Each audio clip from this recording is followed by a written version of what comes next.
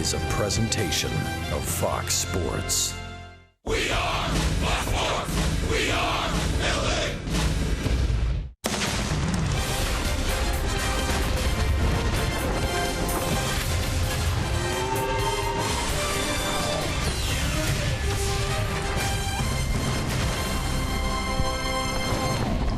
Good homestand so far for the Angels. They swept the Oakland Athletics, and then last night took game one of a three-game set against the Houston Astros. Tonight it is game number 2 of the last weekend of the regular season. We welcome you inside the Big A and back to Angels Baseball on Fox Sports West along with Mark Gubiza. I'm Victor Rojas. Now, there have been some very positive things that have come out of this season for the Angels, aside from Mike Trout's fantastic offensive campaign. Andrelton Simmons in his first year against the Angels, or with the Angels, I should say, basically seems to have won a Gold Glove. We'll see how things play out, but in our minds, and you know how that works out, he is a Gold Glove winner. Oh, Victor, he's been unbelievable. Take a look at our tools of the trade brought to you by Ram Trucks. He's done some magical things throughout his entire season. It started off very early up in Oakland. He was playing in the shift, had to go, and ended up catching that baseball in Oakland by the bullpen mound. And then with the infield in, has to go straight back against Wieters. This is a big point in the game. Goes back and tracks that one down, prevents a run from scoring. And then in Houston, not only goes back again and catches a pop-up, but fires the ball back to first and gets a double play against George Springer at first base. What he has done on pop-ups, what he's done on ground balls, he's magical with that glove, deserves, no doubt in my mind, the Gold Glove in the American League of Shortstop. Pretty good pitching matchup tonight as Colin McHugh's on the mound for the Astros, and Tyler Skaggs come back after a couple of weeks off with that shoulder issue, is getting to start tonight as we're just about ready for baseball here in the Southland. Sit back and relax. Going to bring you the lineups and the first pitch when we return. This telecast of Angels Baseball on Fox Sports West is brought to you by Hyundai. Great deals on amazing cars are going on now at your Hyundai dealer. Visit buyhyundai.com today. By Jack in the Box. Taste the all-new Brewhouse Bacon Burger today for limited time only at participating restaurants. By your Southern California Toyota dealers. By Mercury Insurance, on a mission to save you money. Log on to mercuryinsurance.com to get a fast free quote and see how much you can save. And by the Jeep Renegade. Find your inner Renegade and reach your highest potential with an EPA estimated 31 highway miles per gallon.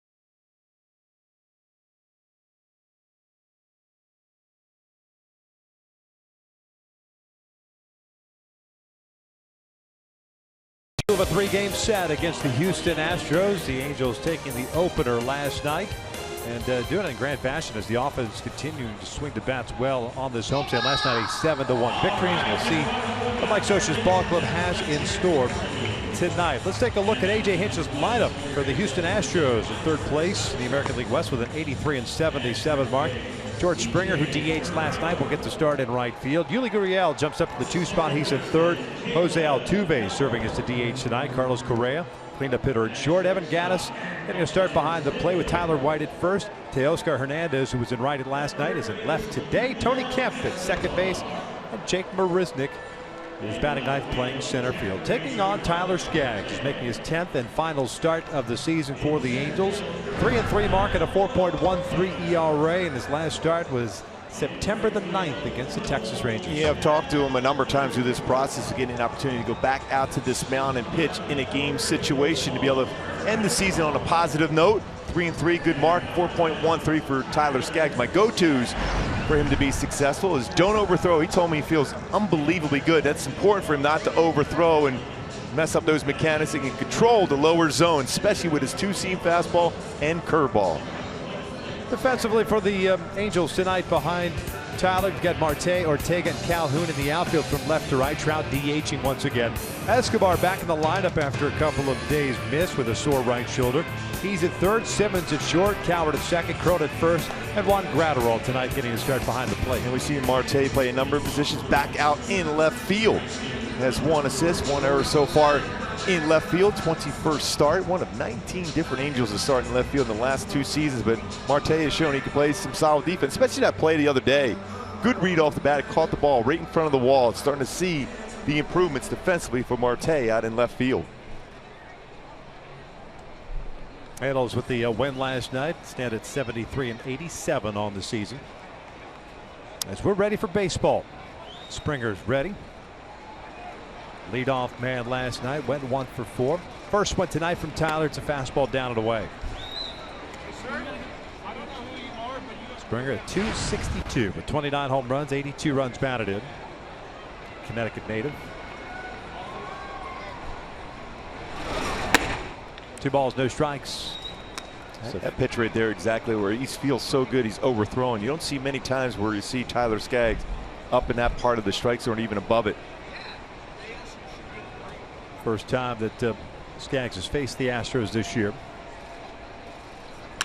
That's driven out to center field. Ortega, a little turned around, is able to recover, make the catch. That ball was squared up by Springer, but right to the center fielder, 1 down. In my Hyundai, key for this team tonight to be successful with DJ Snake with little Justin Bieber. Let me glove you, especially we're talking about the defense, especially with Anderson Simmons. Nice play there by Ortega out in center field also, but Simmons, some kind of special defensively. That shortstop position can win a game with that glove.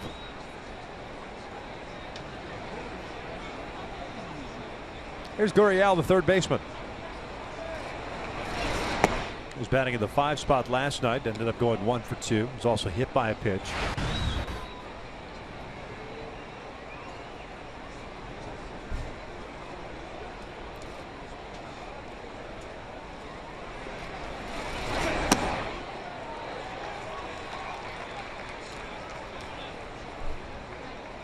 See that good velocity, 93, 94 in the game so far for Skaggs.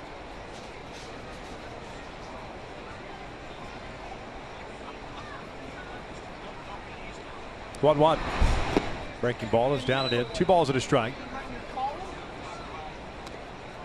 couple things you're going to see Tyler work on, I think, this offseason. A little bit better feel. Change speeds with that curveball. Started in the strike zone and his changeup too.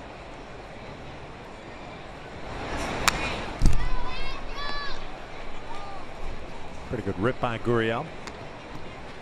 2-2 count. Charles Nagy has had his hands full all season long with this staff, especially with all the injuries that happened and occurred quite a bit early on in the season.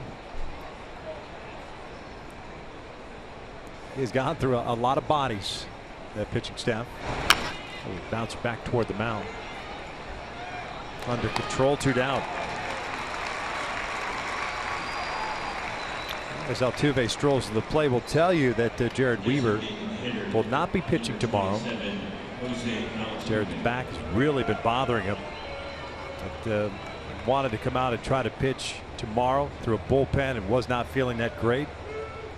So he will not pitch, like I said, in tomorrow's start. Jhoulys Chacín instead will get that start. And Weaver was asked about next year, and he still has every intention of pitching next year, wherever that may be. Open to any and all possibilities. Remember, he's never really tested the free agent market. The Angels signed him to that extension prior to kind of did that on, getting that opportunity to. Did it on his own, basically. And go back to what he had said early in his press conference. He wants to play on a contending team, and that contending team he really wants to play for is the Angels. But he's just not going to go to try to play somewhere else on a team. It's not competing for a division title or a world championship just to keep pitching. He wants to play on a contender, and the first and foremost, that contending team he would love to be pitching on is the Angels. And wants to start. Doesn't necessarily want a job in the bullpen. Altuve rolls a foul, 1-2. The other thing that he said too is he was asked about, are you looking at next year as, all right, I'm looking for a one-year deal, that's your swan song and right off into the sunset? He said no. He feels good enough now, even with the back issue. His arm feels good, shoulder feels good, and the plan that he's been on this year, that he feels like he can not only pitch next year but also beyond that. He's still young. There's no doubt he has a few years left in him. Some mileage on that body from college through the 11 seasons with the Angels. And I think getting back to that arm slot he had while he was at Long Beach State, that 3/4 arm delivery, but he needed to get that flexibility back with his hips, and that's something he worked on during the offseason. During the season here, will carry into this upcoming offseason to be able to be ready to go come the start of next spring training. Altuve punching one to right field, and that'll fall in for a base hit.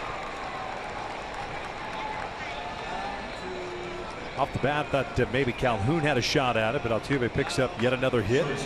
Another batting championship for him. It's his 214th hit of the season. 4 for 9 in his career against Skaggs. Anything up in the strike zone, especially a fastball, is going to be hit hard, and he did hit that ball hard the other way for a base hit. And by the way, since we were talking about Weaver here for a second, Billy Epler, the Angels general manager, is going to join us in the booth at the top of the third inning. Talk about that, as well as talk about having your hands and plate full going into an offseason. Altuve's on the move, picked off. Cron spins around and throws it into left center field. Altuve keeps on running to third as Ortega gets the baseball back in. That'll be a stolen base and an error.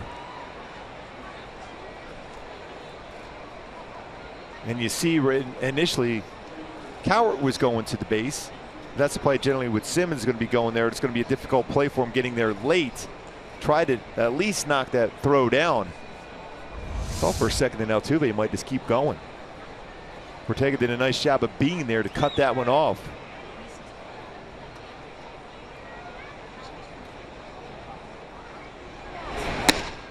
Correa gets tied up. And Tyler talked about that earlier in this year, especially in Cleveland, where he gave up some stolen bases, giving up 10 stolen bases in 10 attempts.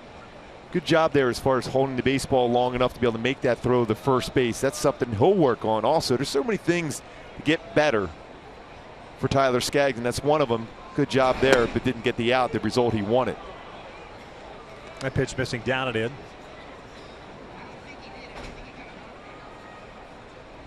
Ball on a strike, and Correa the shortstop, a 276 hitter this year with 96 runs batted in, 20 home runs. Was blocked by Gratterall.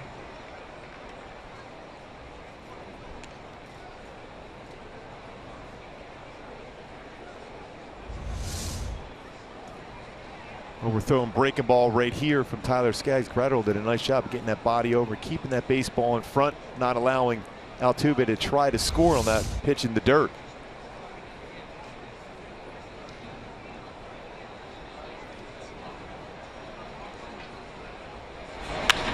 Lifted out to right. Playable for Calhoun. We'll head to the bottom of the first with no score here at the Big A.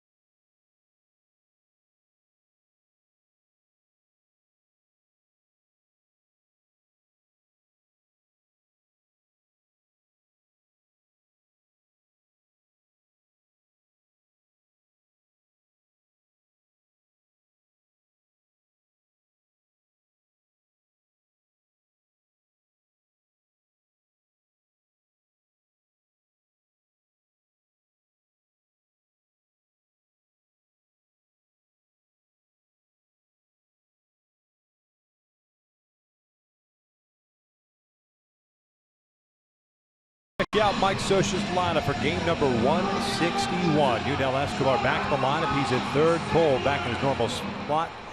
In right field, batting second. Trout at DH. CJ Cron, a cleanup hitter at first. Jeffrey Marte in left field. Anderson Simmons at short.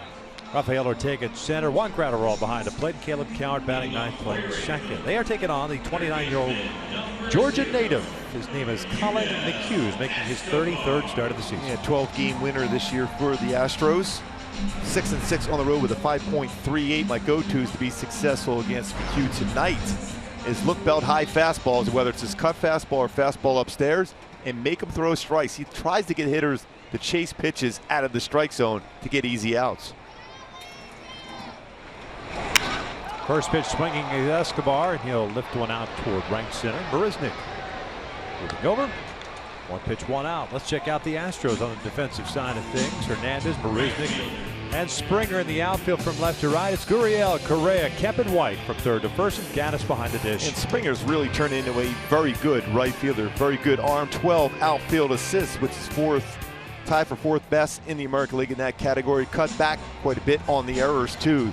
He's made some outstanding plays going back on the wall, but it's his arm strength and the accuracy with his arm really improved quite a bit in 3 years in the big leagues.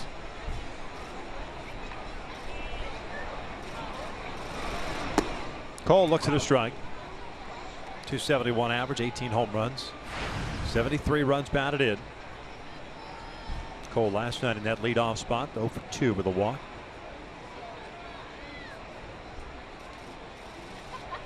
Slow breaking ball, and it drops in there. 0 for 2, 69-mile-per-hour bender. It's fourth start for McHugh against the Angels this year. 1-0, 2.84 ERA.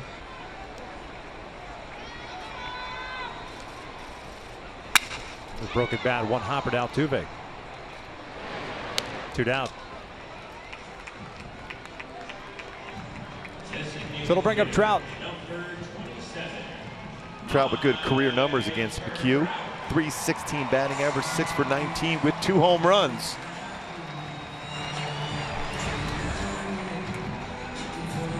Last night took a lot of first pitch fastballs. Wonder if he'll be aggressive tonight if he gets a first pitch fastball. He had some odd at-bats last night. Whether For Mike Trout, they were odd at-bats. You wonder how comfortable he was. Right. He had to get hit in the shoulder. A fastball upstairs.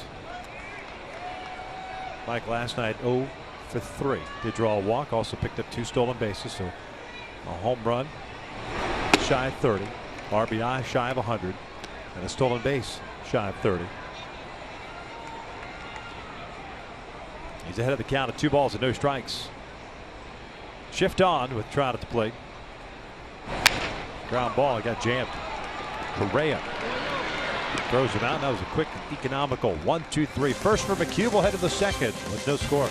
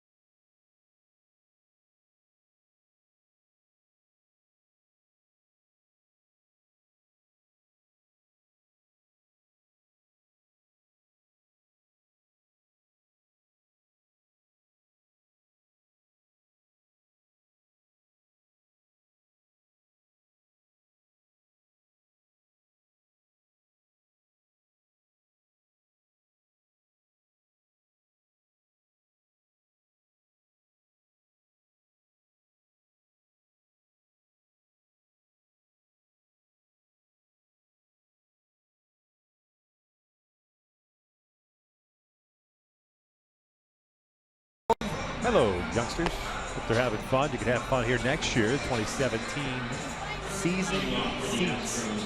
You can get them right now, Gooby. Right now? 888-796-HAIL or just go to angels.com. It's going to be a big offseason for the Angels. Yes. Huge. I think so, too. You're just setting up, a little getting ready here for when Billy Upper comes in. I may or may not have inside information. Yes. More than likely not, but still the possibility. But it sounds good, though. There's Evan Gattis to lead things off. First one's down and away. Gattis catching tonight. 249 average. 32 home runs. 70 RBIs.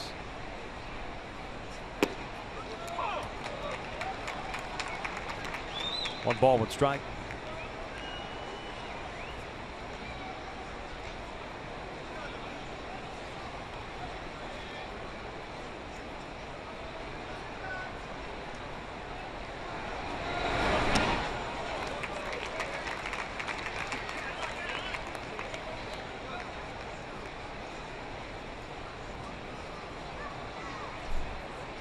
That's a big thing, too, for Tyler, is getting a feel for his changeup going down, lower part of the strike zone. We'll try a curveball here. Just got a piece of it. Still a good location.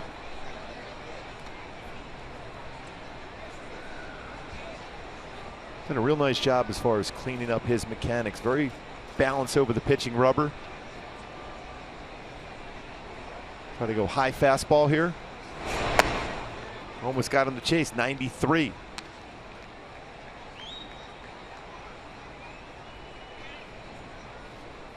Very good his last 3 starts.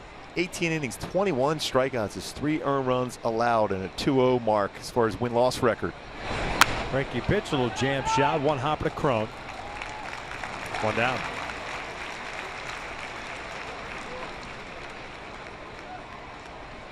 First baseman, number 13, Tyler White. So here's Tyler White.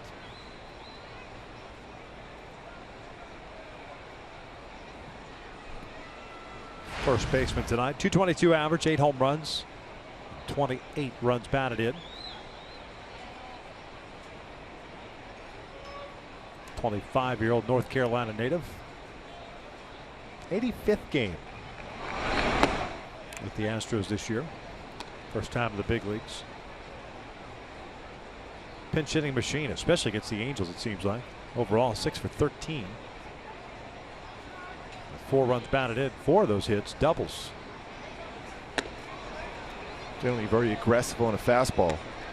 A fastball a little bit too high out of the strike zone.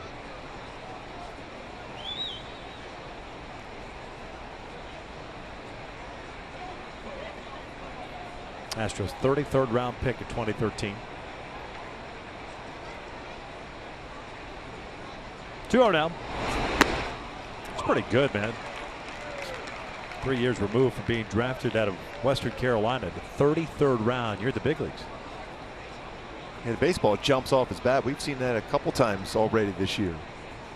Started off real strong for the Astros early in the season.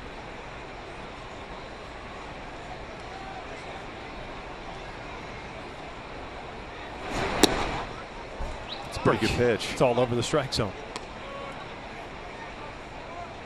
Guess not for Lance Barrett. See what this pitch was? It's right pretty much down almost the middle part of the plate, lower part of the strike zone. Foul back. Now we always talk about catcher setting up down the middle, especially for guys that have a lot of movement control. I still to this day, and I'm sure there's some sort of reason for it. Umpires, regardless of where the catcher sets up, why they don't set up over the middle of the plate. Because in that way you can look one way or the other way. Correct. And know exactly where the corners of the plate are.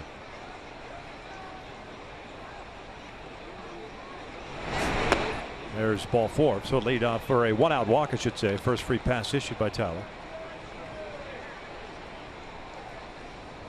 Left fielder, number 35, Teoscar Hernandez.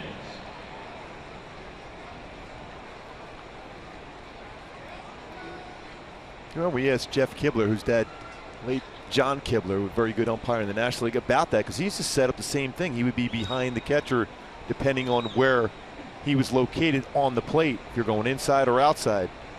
His perspective always was he had a better angle to see the baseball and be able to see the corners of the plate that much better being behind the catcher. Gratterall going out. Hernandez with a 1-0 count.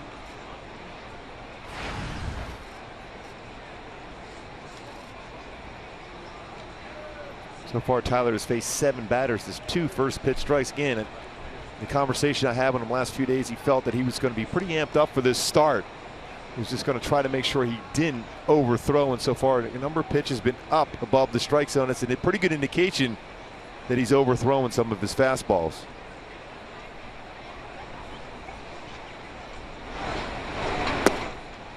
Two balls, no strikes. Teoscar Hernandez got the start in right last night. He's in left tonight. .213 batting average.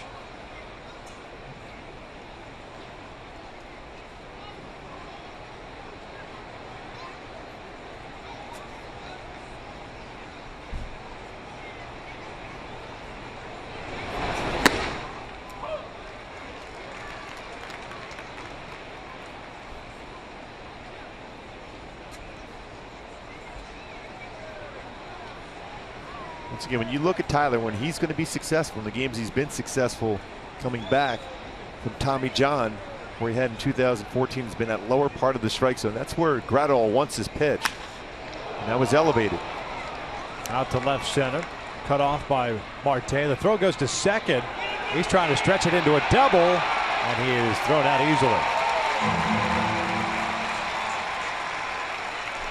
He almost had a shot to stop and go back. Marte got that in quickly. Second baseman. And right away, he's just looking to be able to throw that ball to second to begin with, to keep a double play in order, not thinking that Hernandez would try to turn that into a double. Quick tag by Cowart.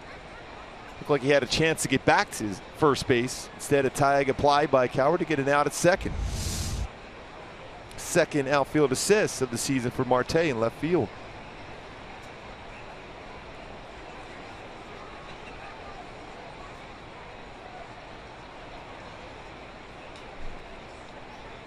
Corner infielders in with Kemp at the plate. 2 outs.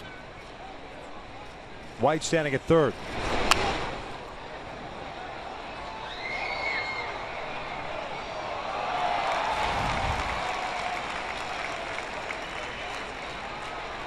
Kemp, a .219 average with a home run and 7 runs batted in.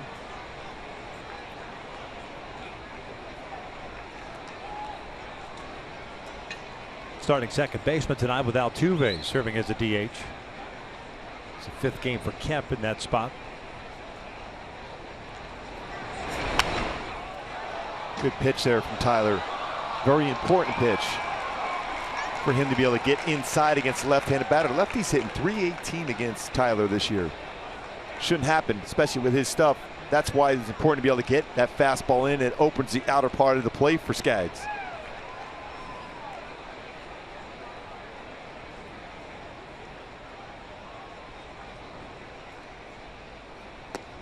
One and 2. Kemp hit his first major league home run against the Angels last weekend at Houston.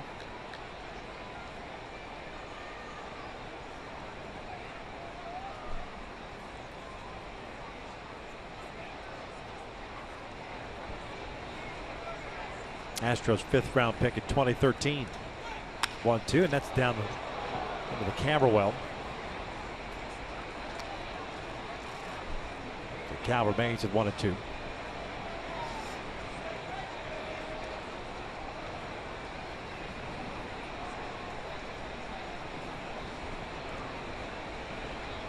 First time if I could remember that we've seen Kemp at second base. Always been an outfielder, a pinch runner.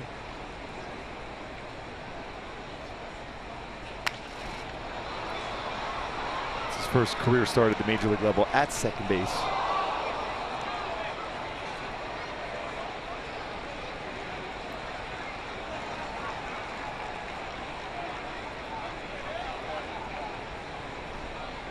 He'd have 39 starts at AAA playing second base. Tyler missed location. Gradwell wanted that fastball above the strike zone. Ended up being middle of the plate. Going back inside. See if he can freeze him.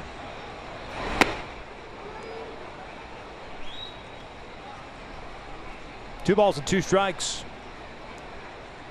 Man at third, 2 down here at the second. Next pitch will be the 40th thrown by Skaggs. Already action in the bullpen.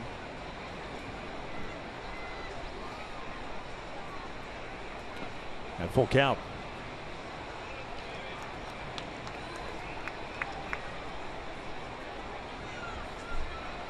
Like Mike Moore, first man up.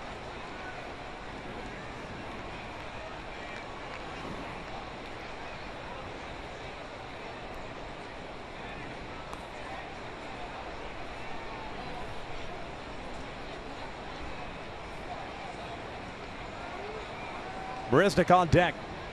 Half on the way to Kemp. And he'll draw the walk. Second one issued by Skaggs. This one hurts just because of the fact that he was ahead at 0-2. And with Marisnick coming to the plate last night, it was a Honda helpful moment. What a defensive play. Jake Marisnick. We've seen him make some outstanding plays, but this is one of the best ones. Full extension on the head first dive, covered so much ground, catches that and maintains control of the baseball. Marisnick, what a play last night in center field.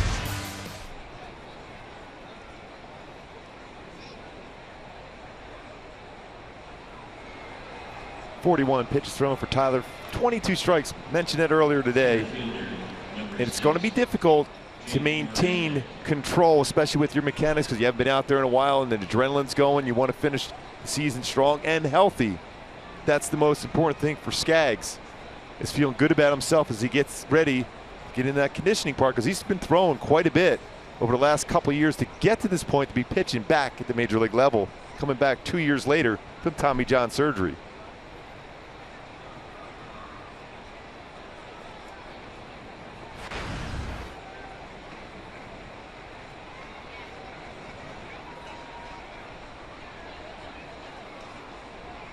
Marisnick, a .204 average, 5 home runs and 20 RBIs.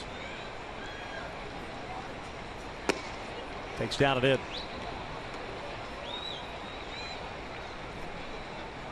There's a 25th pitch thrown by Tyler here in the second.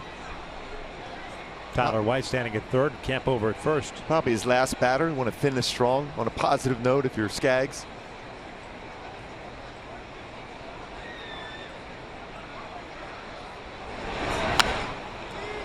That was a good pitch right there. Now it's the location you want. Now you want that arm side fastball to be at the lower part of the strike zone now for Tyler.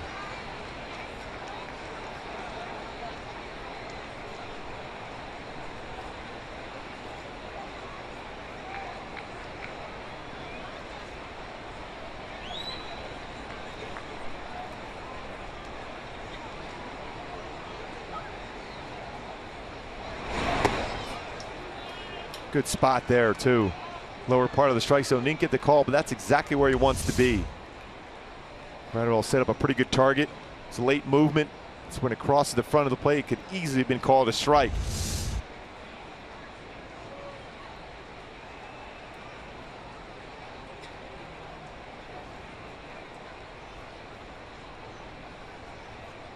Two on the way. Marisnick pulls one to left, and Houston has a 1-0 lead. Marisnick picks up his 21st RBI as White scores. The top of the order coming up at Springer. Looks like that's going to be it for Tyler Skaggs. Short and sweet, unfortunately. An inning and 2/3.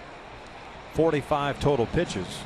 He'll depart with a couple of men on, as Mike Moore will come into this game. We have our pitching change. The first of the night comes in here in the second. And Houston leading at 1-0.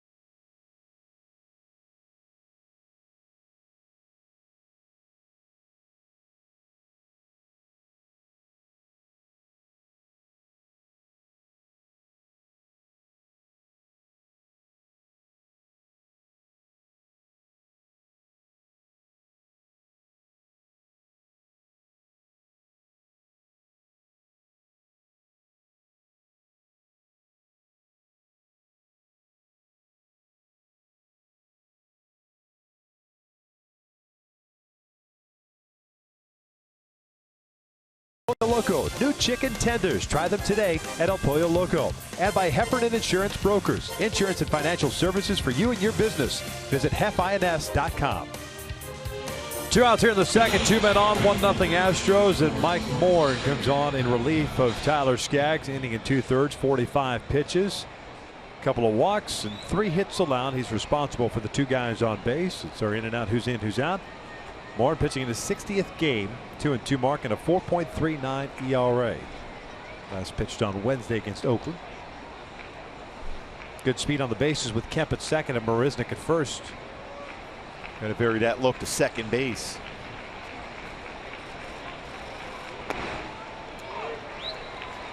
Good decision anytime with Springer to plate.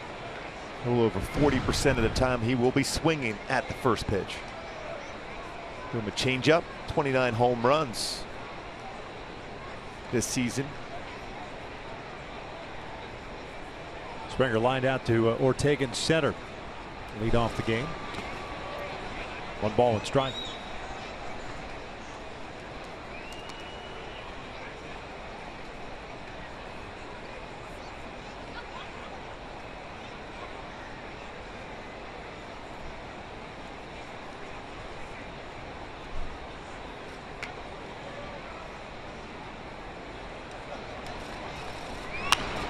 This one's fouled off to the right. 1-2.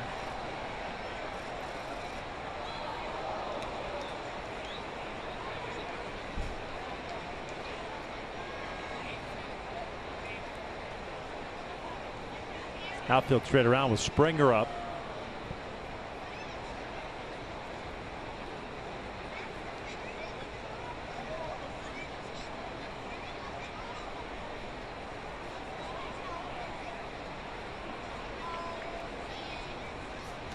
And he'll go down swinging. The inning comes to an end. But the Astros strike for a run as they leave a couple of men on. It's 1-0 Houston as we head to the bottom of the second.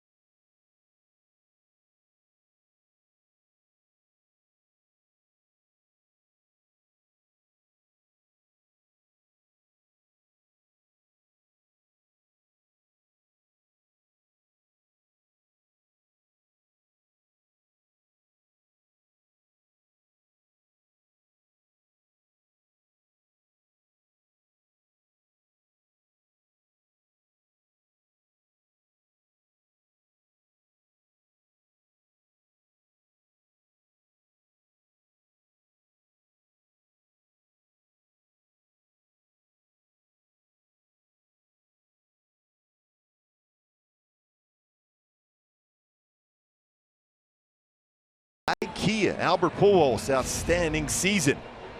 591 home runs, put him up to 9th in the all-time list. Started the season to 15th, 602 doubles, 15th all-time in RBI total, 20th all-time, and 1,817 RBI. What a season for Albert Pujols.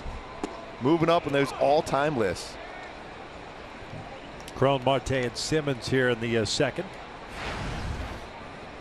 281 average for Cron, 16 home runs, 69 RBIs. Gets jammed here and rolls one over to Gurriel. The third baseman has to come in on a terrific arm. Throws out Cron for the first out. One of those tough plays as a first baseman too, when you're reaching for that baseball and the runner's going down the line. Gurriel's got a very good arm. Quick transfer, gets rid of that baseball quickly. White able to avoid the contact with Crone running down the line.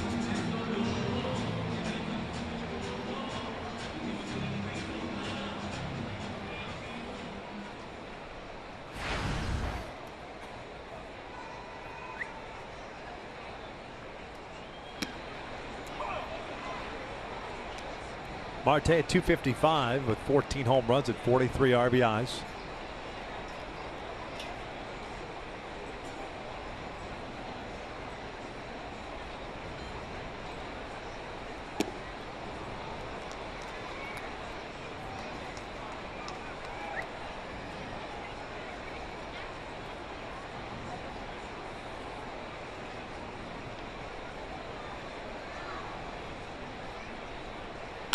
He drives this one out toward right center field. It's playable for Marisnick. 2 down. Even though it's an out by Marte, it's still a solid swing from driving the ball the other way well now. He's made some really good adjustments from the beginning of the season where Marte was pretty much a pull fastball hitter. Starting to use the entire field. 14 home runs, 14 doubles for Marte. Picked up an outfield assist tonight.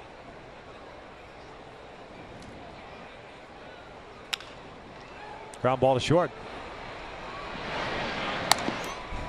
Colin McHugh making it look easy. Total of 12 pitches so far. He's gone through 2, and the Astros up 1-0.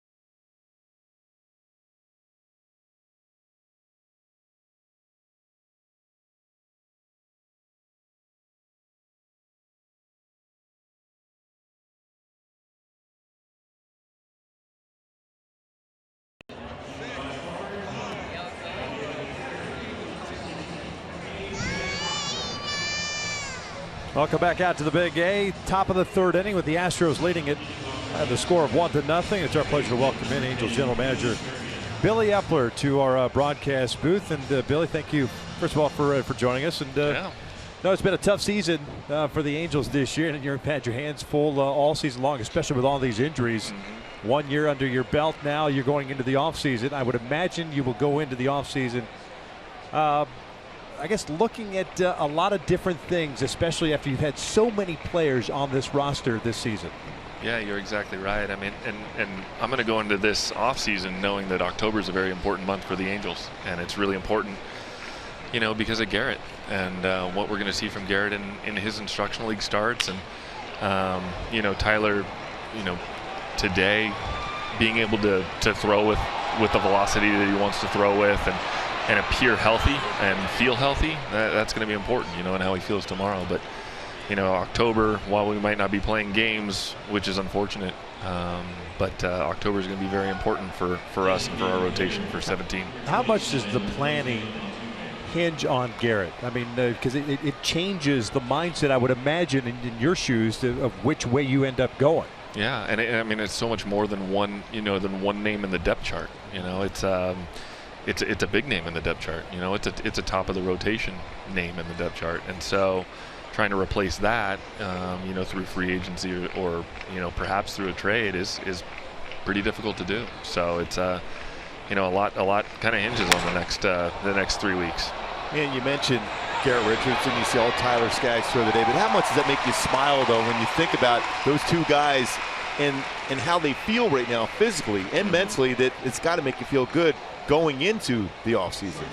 No question. You know, the feedback that we get from them and how they feel, you know, day after pitching, which is, you know, that's a big one. And how they feel the day after pitching is you know, it's good that they're not having any kind of, you know, anything problematic, and it's just the normal kind of bumps and bruises that come with it. So that's an important thing for us. And one of your first moves you made as general manager, we talked about him in our opening day, Anderson Simmons. I mean, you knew you were getting a special player, and some of the plays he's made this year, I mean, even you as general manager, the expectations, I mean, he's got to be beyond what you've seen so far. Yeah, I mean, you know, getting to watch him, you know, and he was a player that was scouted a lot by my previous employer. Yeah. You know, we followed him around quite a bit because there was a guy that needed to be replaced in New York that wore number 2. And so we, you know, we followed Anderson among some other guys around. And then when I got over here, you know, I you know, remembered how much time we spent on him and knew how special he was. But getting to watch it, you know, on 140, 150, 160 game basis is, you know, it's pretty special. And, you know, when we made that deal, you know, we didn't need to make the deal at that moment in time, right? There was a shortstop here, but you know, part of my job, part of the job of our baseball operations department is to think about this year, but also to think about, you know, the short-term forecast and look into 17 and look into 18 and in his case, you know, look into 19 and 20. And so there's things that we want to accomplish here, and we knew we needed an above-average all-star caliber shortstop to accomplish the things we want to accomplish. So we went out and did it. One of the other acquisitions that you also made on the left side of the infield, Yunel Escobar, and you know, while he's had some issues over at third base, offensively, did you think that he would come in and settle into that leadoff spot and perform the way he has? Because he's been absolutely fantastic in that number 1 spot. Yeah, I mean, we felt that we were getting a guy that honored our philosophy, you know, and our philosophy of not swinging at pitches outside the strike zone. That doesn't mean walking, right? That just means getting a good pitch to hit and being able to drive that pitch, and you know, his contact ability, which is important, and it's important for how we like to run our offense. That contact ability, that ability to know the strike zone, you know, has been welcome here, and it's helped us move up our run scoring, you know, over half a run a game than where we were, you know, last year. And you know, I know he had some hiccups early defensively on the throwing side, but everything seems to be pretty, you know, pretty kosher right now. Yeah, I remember having that conversation when even in spring training about making contact and having the club right now fewest amount of strikeouts, and because of that, the baseball's been put in play. It gives Mike Scioscia that option to do some things, to be able to put guys in motion, score some more runs, give you a better chance to win games because of that contact. Yeah, that's exactly right. I mean, we have a very, very simple philosophy that runs top to bottom in this organization. When we go gravitate to an offensive player, almost there. Yeah, I mean, no one makes that play or even comes close to making that play. He's in the outfield grass. That's the beauty of him. He wants every baseball in his glove and make a play. Yeah. He's got a cool nickname too, Simba. That's a pretty fun one. But you know, to get back to what I was saying, you know, on the offensive side, when we're gravitating towards guys that don't chase pitches outside the strike zone and know where their impact zone is, right? And we have some certain terminology that we use over here, but where they're driving the baseball, where they're striking the baseball the hardest. And you know, what kind of the vow I made to both our major league staff as well as our player development staff is that players walking in the door here will have an element of plate discipline and contact and or power. Ideally you get all 3, right?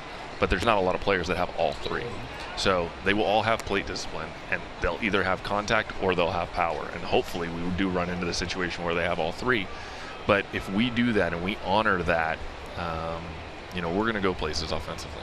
Well, talk about a little bit some of the players that you've acquired, whether it's waiver wires or buying them from another franchise. And Jeffrey Marte kind of comes to mind because you look at the numbers, and who would have thought? I mean, and we just talked about it a couple of innings ago, his evolution even just this year. I mean, he was a virtual out with the breaking ball early on, and now he's He's relaxed, calmed down, more at bats, a little more experience, and he's settled into a very nice player. Yeah, you know, the more time he spends in that batter's box, the more comfortable he's going to get. You know, and the more pitches he's going to be able to read and pick up spin a little bit earlier, and you know, learn how guys are trying to attack him. And you know, he does have that selectivity, and he does obviously have some power. So there's some, I like to use the terminology, there's a little anger in that swing, and it's good to see. Well, you try to put together a roster. I mean, as soon as the season's over, and it will be that on Sunday, you guys are already in that process of trying to put together what would be your opportunity to have that 25-man roster, 40-man roster next year. I know you don't have no time off. Yeah, we'll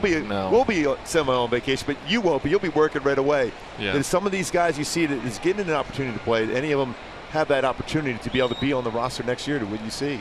Yeah, I think there are going to be some guys that we carry through the winter and that come in and play an important role for us next year, either as, you know, a semi-regular or you know, a bench complement. So I do think there's some guys, and there's some things that we learned about some of the guys, whether it's, you know, talking about, you know, J.C. Ramirez, or talking about Duel Esquera, or talking about Jeffrey Marte. I mean, some guys that we can carry in and feel good about, you know, penciling in on that depth chart for next spring training. Tyler White draws the walk, so with 2 outs, 2 on, 2-0 Houston.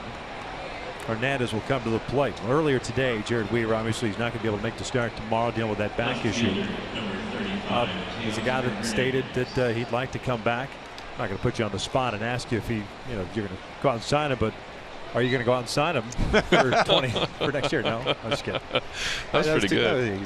Do I look like I'm aging in this job? That's what actually I meant to ask you, because you know, my wife said I kind of looked like I was aging a little bit. No, just to do that question justice. You know, we do have a time period. Unfortunately, we're done playing tomorrow, right? So we're going to have this time period between Monday and when the actual, you know, kind of free agent hot stove bell rings. During that time period, I'll find some time to connect with Weave. He and we talk fairly regularly. We talk all the time when I'm in the clubhouse, but you know, we'll text back and forth here and again. So, you know, we'll have an opportunity to sit down and chat a little bit about expectations and how we want to proceed this winter. And you know, but before I get to that point, I want to sit down again with our major league staff, and I want to sit down with our pro scouts and you know, just get a complete lay of the land. Sure. Billy, we appreciate it as always. Good luck this offseason. Thanks, I appreciate it. Thank you. Thanks. Have a good one. Thanks for joining us. 2-0 Houston as we head to the bottom of the third.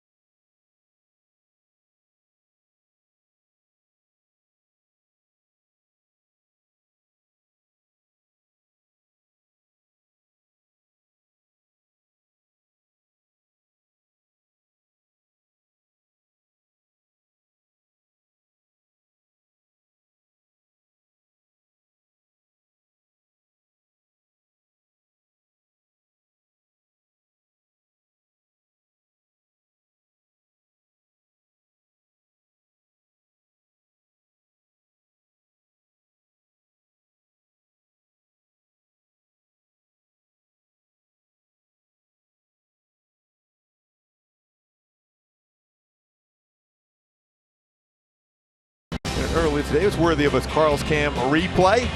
Mike Trout, Player of the Year. Matt Shoemaker, Pitcher of the Year for the Angels before the game. Carolyn Artie Moreno out, received the awards.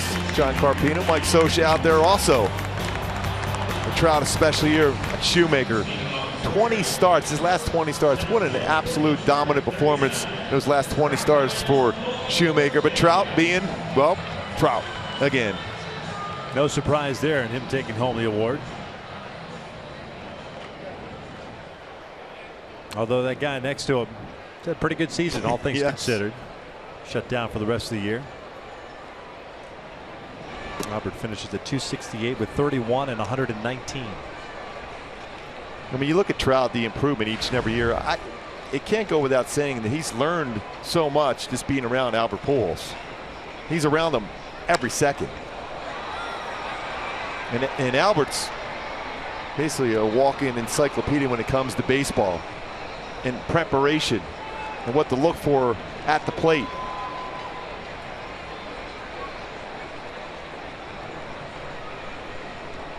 What a season for Trout, though.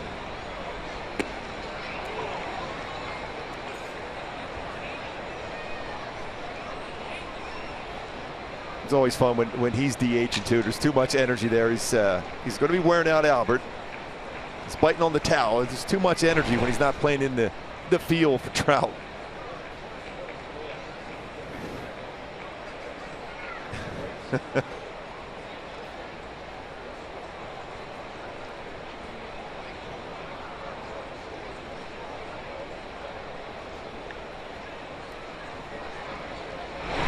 Two, and that is yanked foul down the right field line.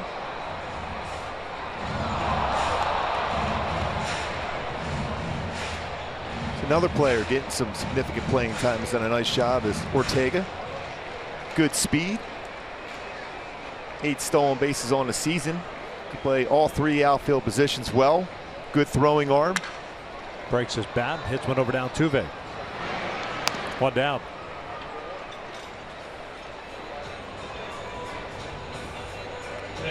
So we'll bring up Juan Gratterall, the catcher.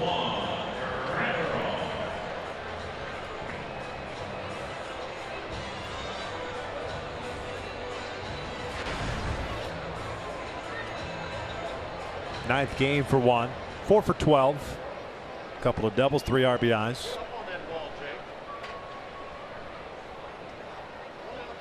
Breaking ball missing inside.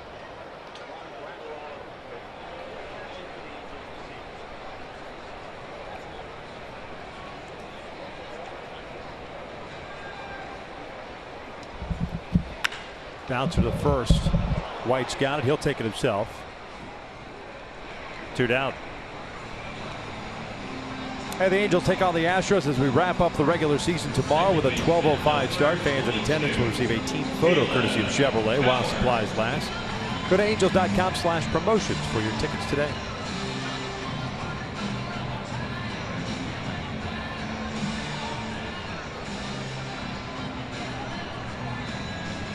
So far, McHugh, a lot of strikes, very economical, getting some quick outs. It's 21 pitches thrown into the 3rd inning now with 2 outs. 16 strikes. I think that's 17 strikes now and 22 pitches thrown. Coward at 185 on the season. 1 for 3 night last night with the bases loaded double. Behind it, no balls, 2 strikes.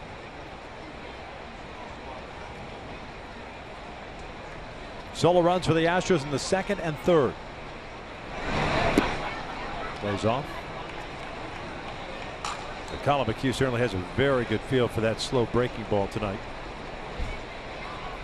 19-game winner last year.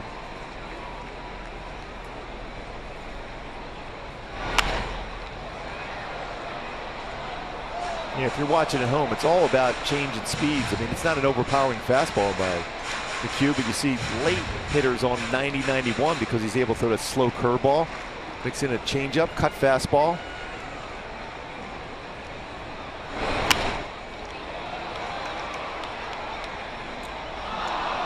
And so far, has been able to pitch inside.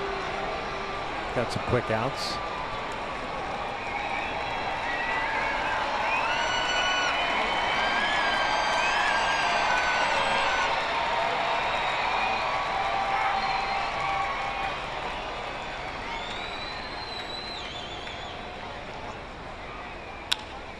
This one out to center field. Marisnik drifting over. Here with another 1-2-3 inning. He's faced 9 and retired all 9. It's 2-0 Houston as we head to the 4th.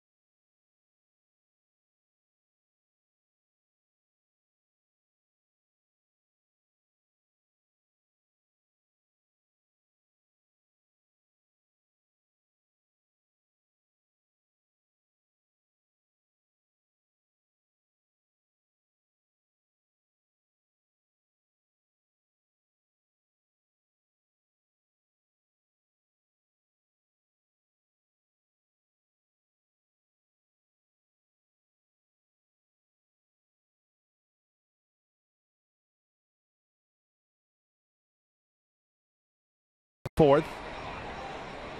5 hits is what the Astros have picked up. They've also picked up 3 walks. 2 by Skaggs, 1 by A.J. Octor. Octor working his second inning of relief. Tony Kemp leading things off. He'll be followed by Jake Marisnick and then George Springer.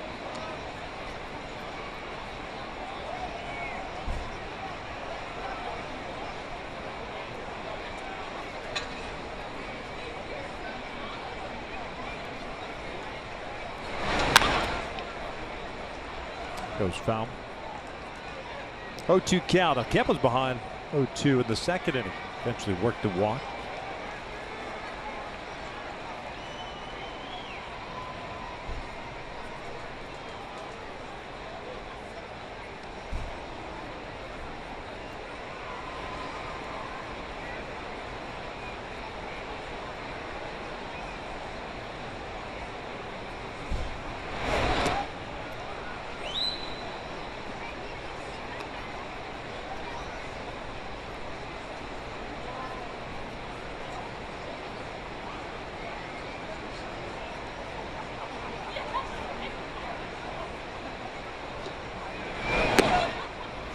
Two balls, 2 strikes.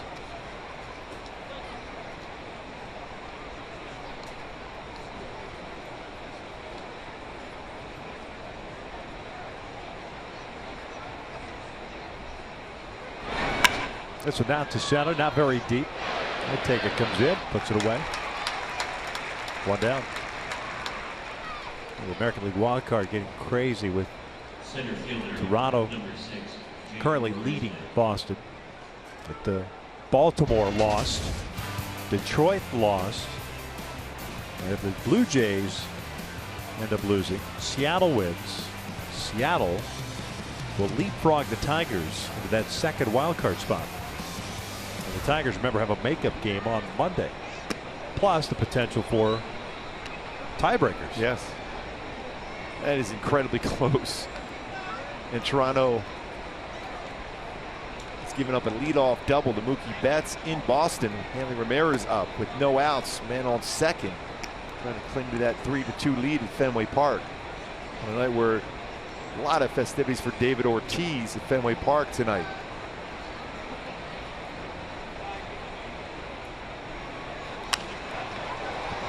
Two balls and a strikeout. Jake Marisnick had an RBI single in the second. Last batter that Tyler Skaggs faced. Riverside Poly High School product.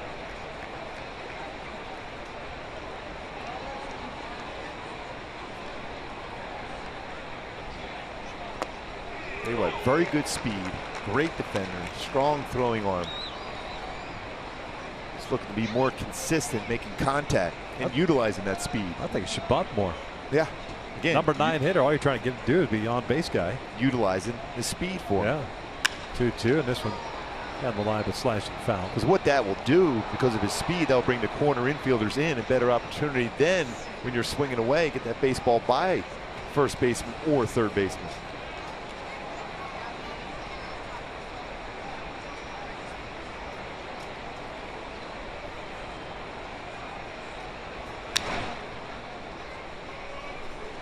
Count remains even. Still just 25 years of age.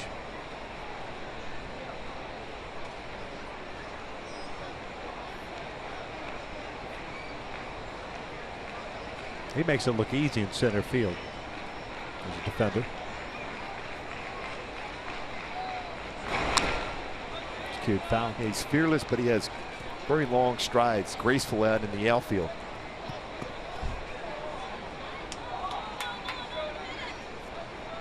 Nine outfield assists too. He has the arm strength and the accuracy on the throws.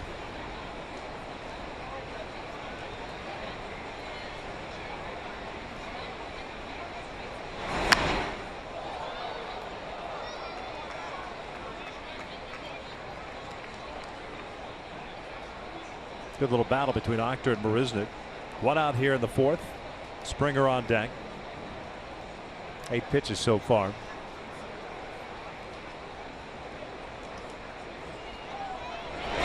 Breaking ball, and this one's skied out to shallow right field. Long run for everybody, and that is going to fall in there. It's perfectly placed. Calhoun off balance throw, and they almost get Marisnick. He's called safe. Simmons thinks he got him on the back before the foot got to the base, but Dale Scott making the safe call. He is so quick on that tag. And Cole able to get that baseball and quickly fire that in off balance, but a pretty accurate throw. I think he got in there. It looked like he got that foot in. Although his contact with that front foot is in the air. Right fielder. Did he even get him? He got him there. Very tough to tell. No argument from the Angels. So double for Marisnick. His second hit of the night. Good angle right here. Foot touched the base in the air. And then the tag and the back foot looked like it got the base also. Still a great play by both Simmons and Calhoun. Springer looks at his strike. Fly ball to center, more of a line drive to center, and a strikeout.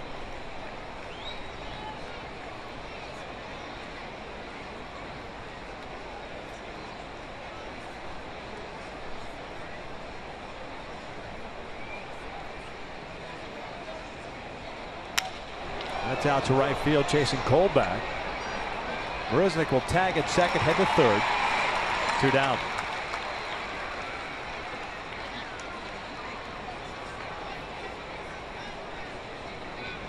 Third baseman, number 10, Yuli Gurriel. So it's Yuli Gurriel coming to the plate. He doubled lead off the third inning and scored the run.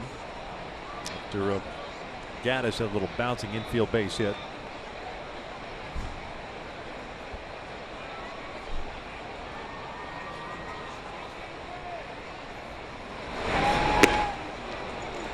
Pulled the string on that first pitch.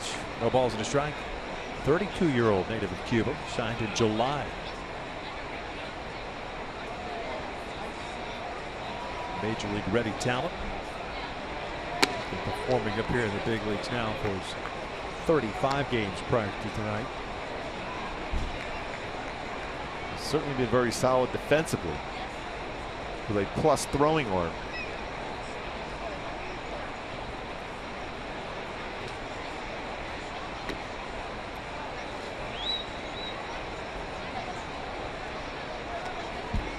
His brother, younger brother Lourdes, is a better prospect. Had a showcase not too long ago, a little over a week ago. Yuli fouls this one off the right. One of the reasons why Yuli ended up deciding to defect is to help his brother get to the States and reach his dream.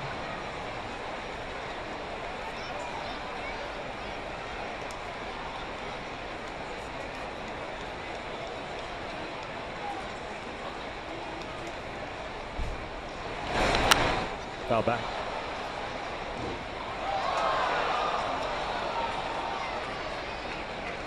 Two balls and 2 strikes.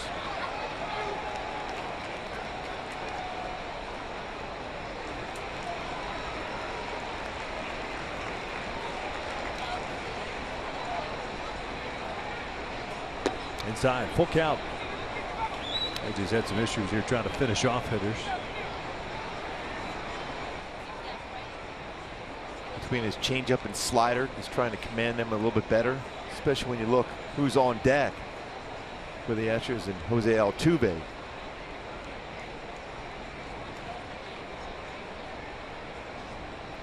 Payoff on the way. He walked him. So Altuve will come to the plate. Second walk in as many innings for Octor. Designated hitter, number 27, Jose had a base hit in the first inning, hit a fly ball to right in the third.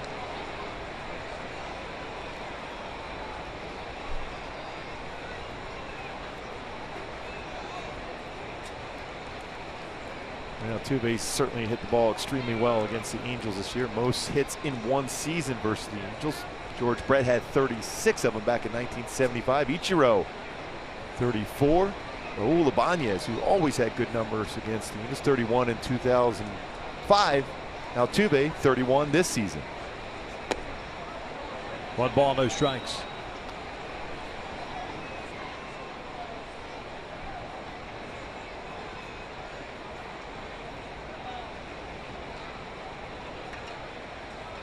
Marizic, the base runner at third.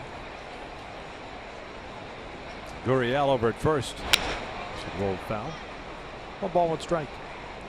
When you look at the charts in which you try to get Altuve, we talked about it before. Inside pitches 348, high pitches 386, fastballs 359, off speed 310. One pitch you can have success against him is the breaking ball.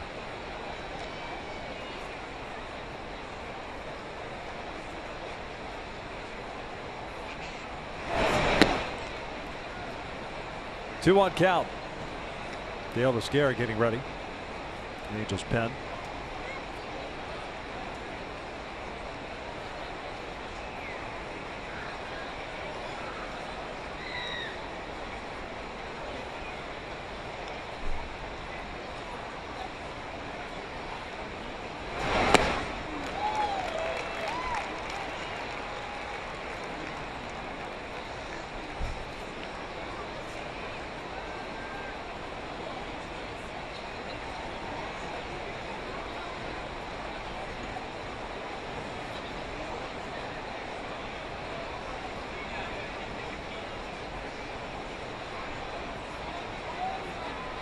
Two balls, 2 strikes with 2 outs. This was bounce foul.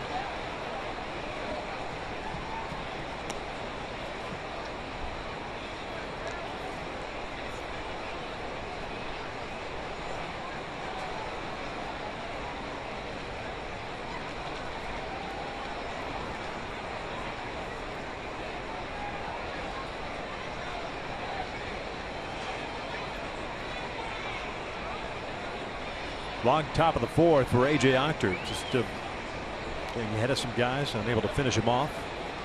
Trying to keep this a 2-0 deficit. In off the plate, another full count. It'll give Gurriel a head start from first. Altuve 378 batting average with runners in scoring position in 2 outs this season. For me, if I'm Octor, I'm even going to change up or especially a slider here. Next pitch will be his 30th of the inning.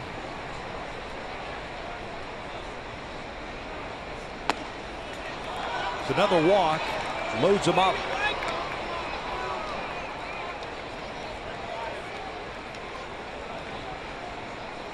Carlos Correa coming to the plate. Number 1, Carlos Correa.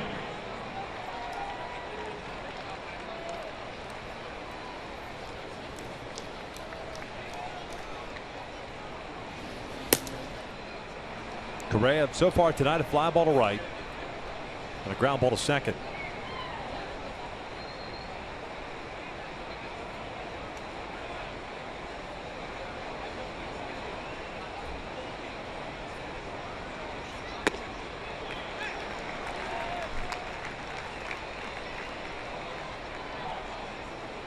Correa with 96 RBI. Especially now if you're Octor, you can try to expand the strike zone. He's looking to increase on that total. More apt to chase something out of the strike zone. Foul back. No balls, 2 strikes. I mentioned briefly last night the struggles that the Angels pen has had. The lowest K percentage with 2 strikes in baseball. Lowest swing and miss percentage in baseball as well. That's why you get a lot of times 0-2 counts that turn into 2-2, 3-2. Guys trying to nibble a little bit, trying to be careful. 1-2.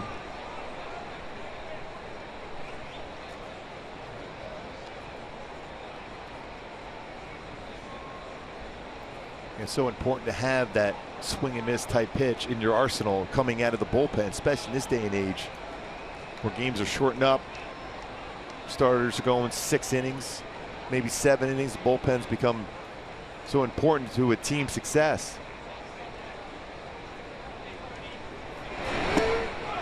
Called strike 3, gets the benefit of the doubt. Astros will leave them low. Into the bottom of the 4th. Houston up 2-0.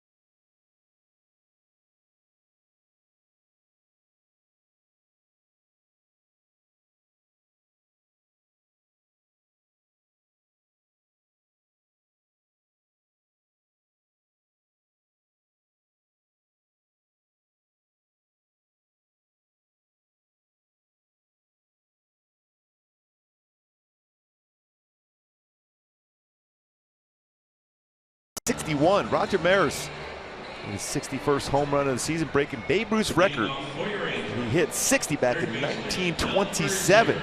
Roger Maris's record stood for 37 years. Before Mark McGwire broke that record. It's where the dab started, like the young man was doing there. Roger Maris hit number 61. They shoved him out of the dugout to tip his cap. Yep. He dabbed instead. The shy Roger Maris. Yes, indeed. He was never intentionally walked that entire season.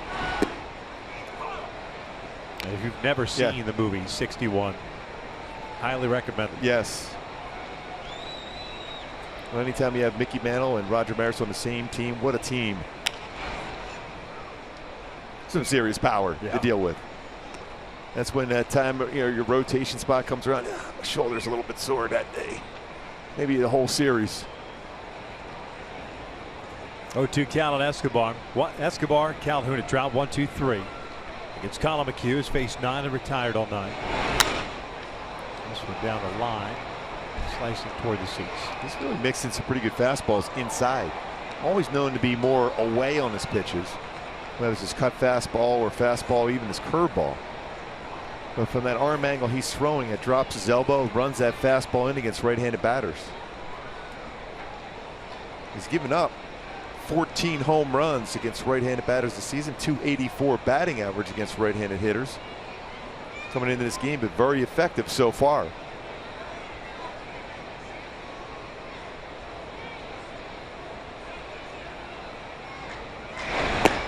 Escobar goes down swinging. That's the first strikeout of the night for Colin McHugh. Brings up Calhoun. Stay tuned later tonight on the post-game show for the business of sports, brought to you by AutoNation.com and powered by AutoNation Toyota Buena Park. 1 out, nobody on, and Cole at the plate.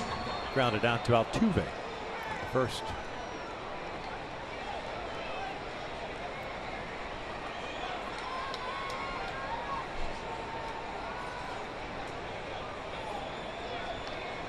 Shift on with Calhoun at the plate. He'll foul the first one back.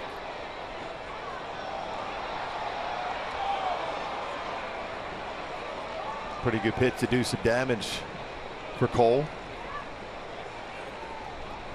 Career high 67 walks. He's been very consistent. Really has cut back on his strikeouts. Has not chased that high fastball as much this season as he did last year. Even good numbers last year, but still chase a lot. That's that fastball upstairs. With a much better eye, more patience.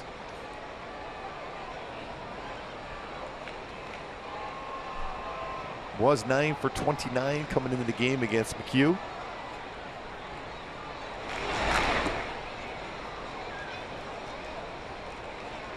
With the out in the first inning, 9 for 30.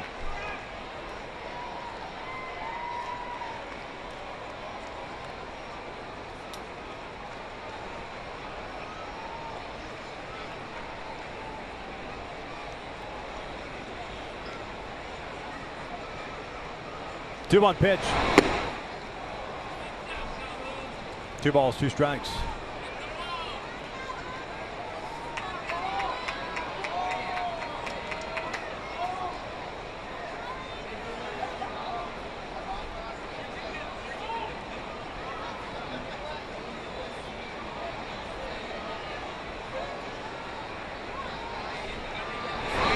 Cole lifts it out to left.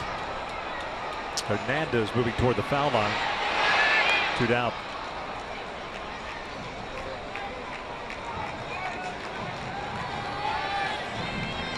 Designated hitter, number 27, Mike. So 2 outs, nobody on. A Trout at the plate. Mike got jammed and grounded out to short. First inning at bat. I wonder if McHugh will try to sneak a fastball inside again. And on base percentage, .439 leads the majors this season.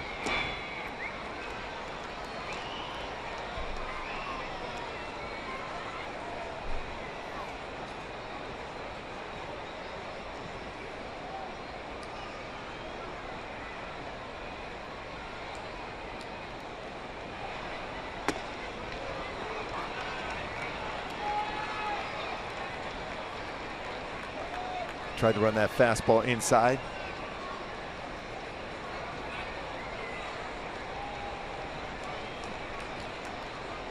(2-0) ground ball to third. Gurriel across the diamond, low throw, dug out by White. Nice play by the first baseman, and Colin McHugh is yet to allow a base runner. We're through 4. Houston's on top.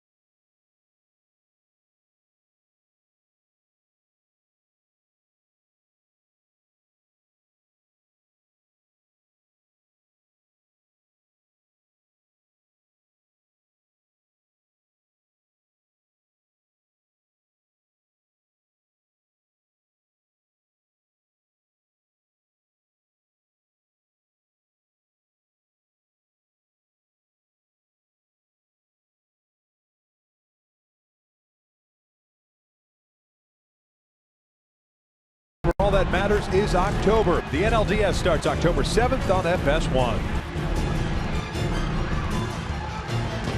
Still, that game 162, very important in that National League playoff race. St. Louis still involved. Game 162. San Francisco beats the Dodgers and Clayton Kershaw today to maintain that 1-game lead. The Mets clinched that top wild card spot.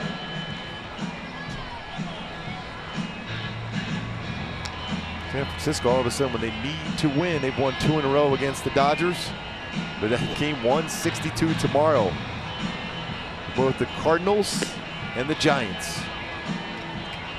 Top of the 5th, Dale Descare on, I believe. And the Mets will host that wild card game. Winner of that will get the Chicago Cubs. They're playing pretty good baseball this year, the Cubbies. That's what I've heard. Rumor has it. Garrett pitching in his 44th game this year. 3-0 mark at 3.27 ERA. Gaddis, White, and Hernandez coming up. Houston here in the 5th. A.J. Octor, 2 innings. Gave up 1 run on 3 hits, 3 walks, 1 strikeout. First one from Gear outside.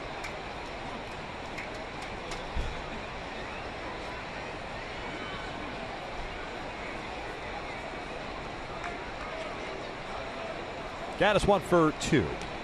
RBI singles last time up. He'll sky this one on the left side. Simmons calling for it. 1 out.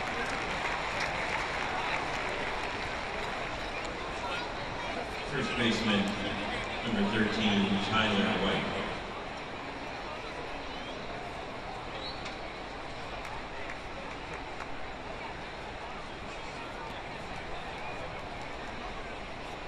Tyler White tonight has walked twice. He scored 1 run.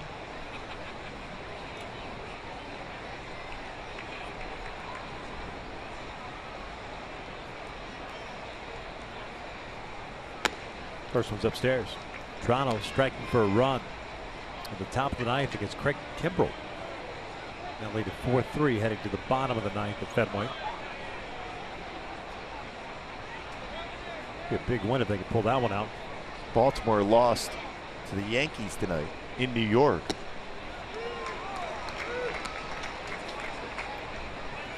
That last day gonna be a lot of fun in baseball, both in the American League and the National League. Seattle now down up at home, I should say, at Safeco against Oakland 4-2.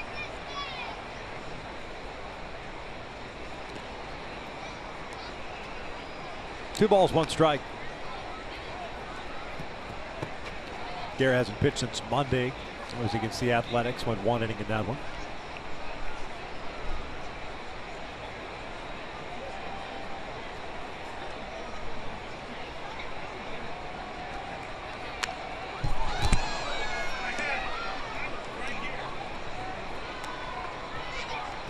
Count leave it up at 2 balls, 2 strikes.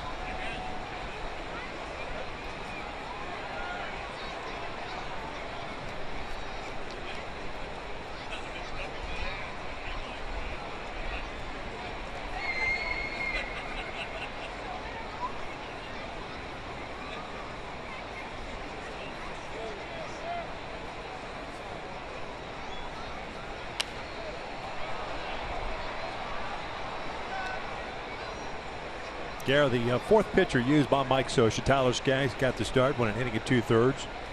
Like Moore in 1/3 of an inning, Octor 2, and here Gare in the 5th.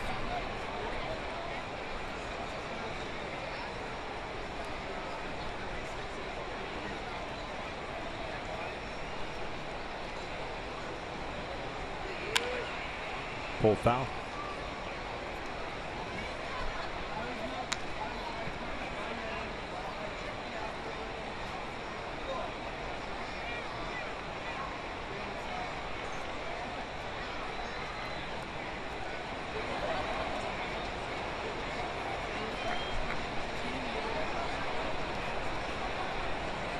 Pretty good little battle here, especially some off-speed pitches from Garrett against White.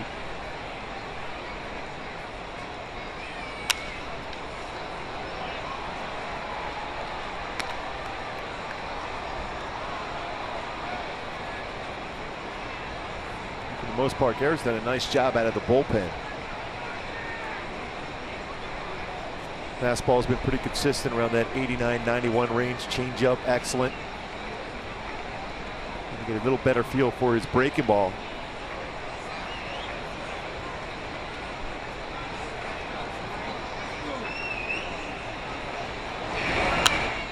Yeah, another foul.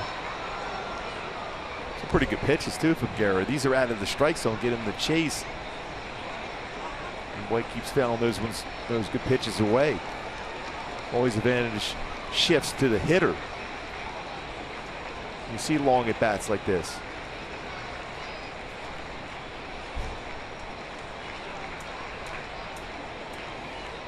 2-2 now. And a full count.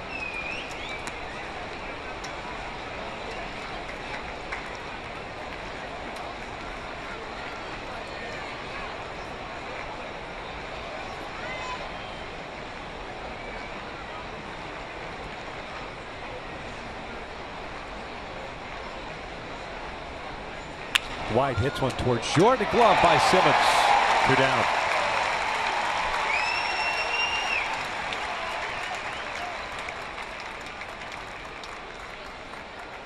Left fielder, number 35, Oscar Hernandez.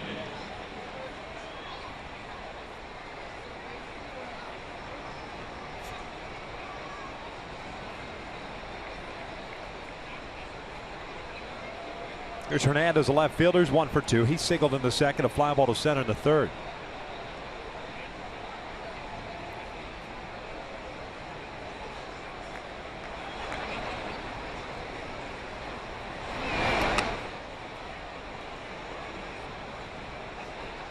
The first pitch strikes have just virtually non-existent tonight for the Angels.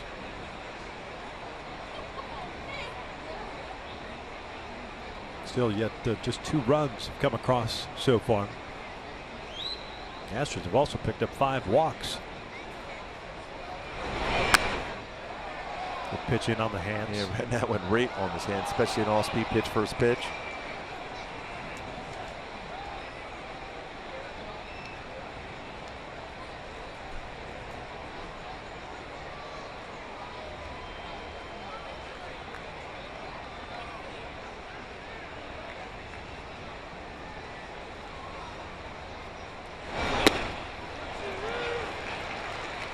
A little 4-seam fastball with cut action on that one.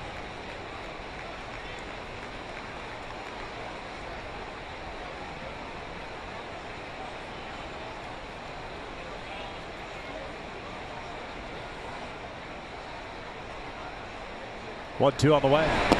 Down and in. 2 balls, 2 strikes.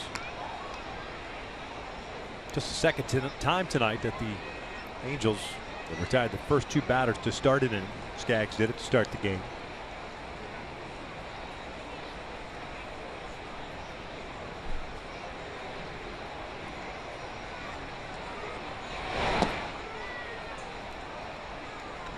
Three balls, 2 strikes, 2 outs. Tony Kemp on deck, the second baseman.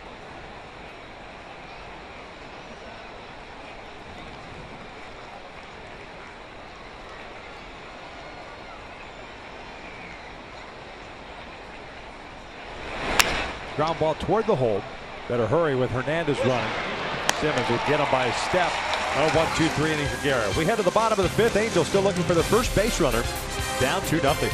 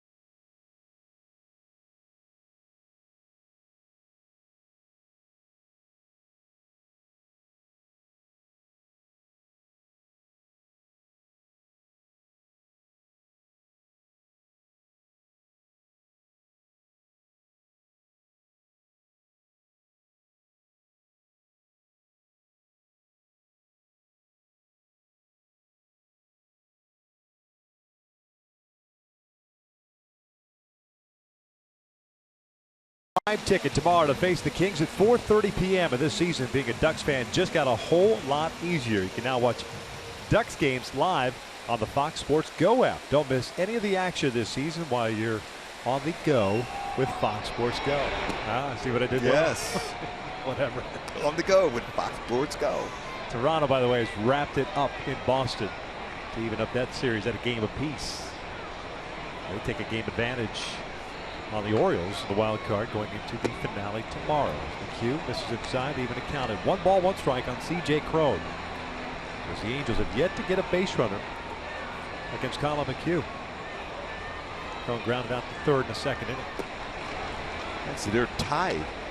Are they tied now? With Toronto and Baltimore, but the Tigers, their loss, 1 game back in the loss column. That's what it is. Seattle down 5-2 to Oakland now in the 4th.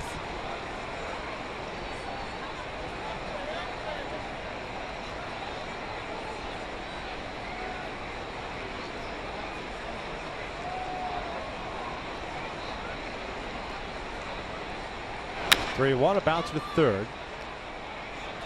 CJ saying the ball hit his foot, and Bob Davidson saying it did. All the way from first base. Crone didn't move out of the batter's box. No. See where it's him again now with a little 2-seam fastballs with some good movement on it. Yeah, right off the foot.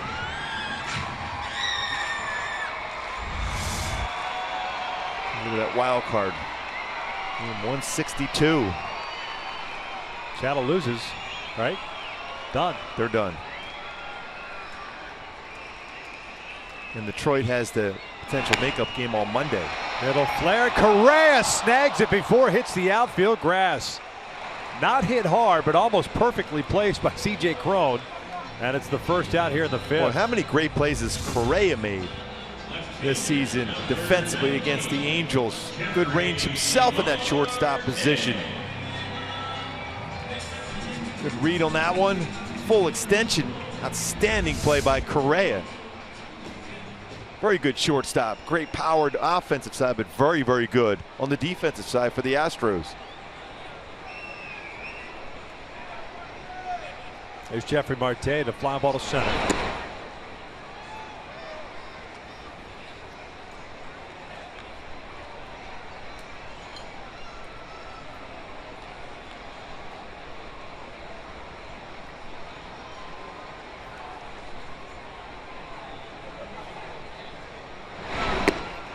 One ball, 1 strike.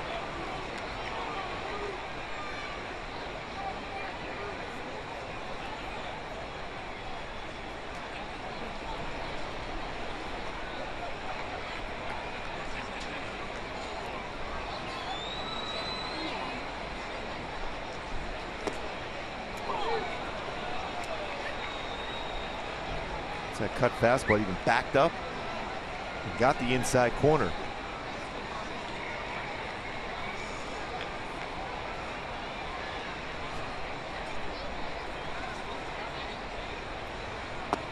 Throw him another one, and Marte takes 3 breaking balls. He'll go down looking. 2 outs.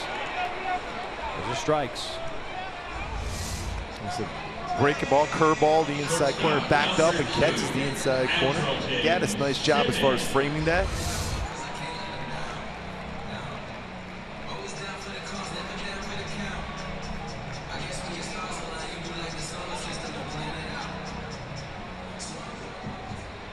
Gaddis and Simmons, former teammates with the Braves.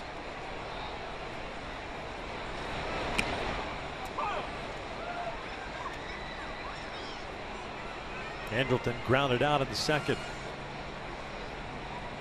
Those two having a conversation at home plate. Ground ball back up the middle. Correa far to his left. Can't get it. It'll sneak through.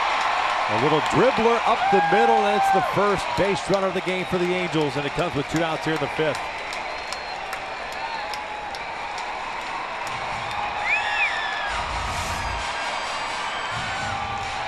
A cut fastball that stayed elevated and right back up the middle. Simmons did not try to pull that. We've seen that a lot in the game where hitters trying to pull McHugh, but this right up the middle just by his glove.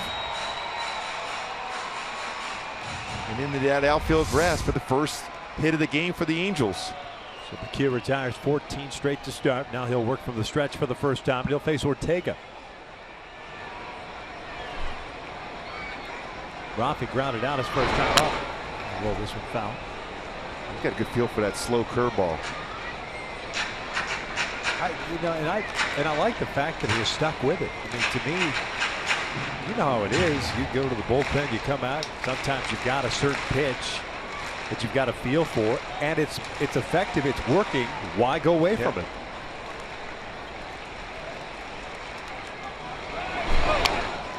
And when you think about percentage of pitches that he throws, 35% fastballs, 30% cut fastballs, 30% curveball, and then 5% changeup.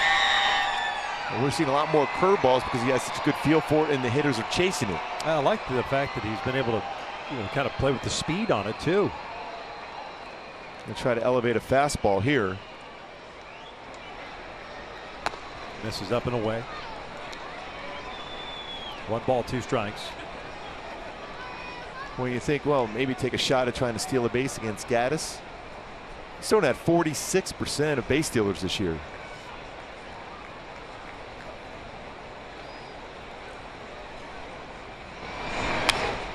That went into the seats.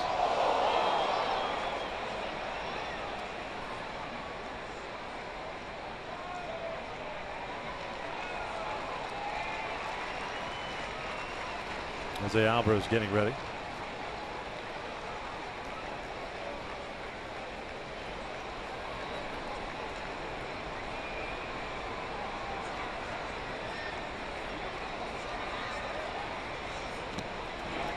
Two balls, 2 strikes.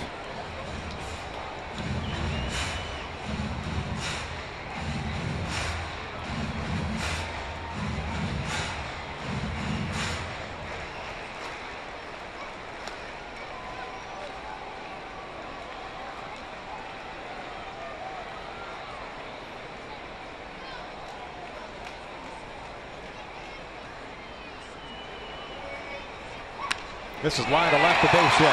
Good piece of hitting. The Angels have 2 on now with 2 outs. Juan Gratterall coming up.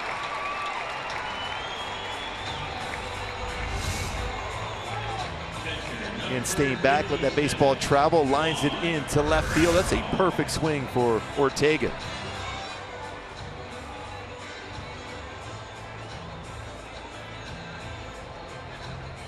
Pretty good speed on the bases here for the Angels. A gapper can tie the game. Gratterall with 2 doubles this season, 3 RBI. Juan grounded out to first. First plate appearance, takes a strike. Game up in Seattle has Oakland leading at 5-2. All 5 runs against Hisashi Iwakuma tonight. Looks like he's being taken out of the game.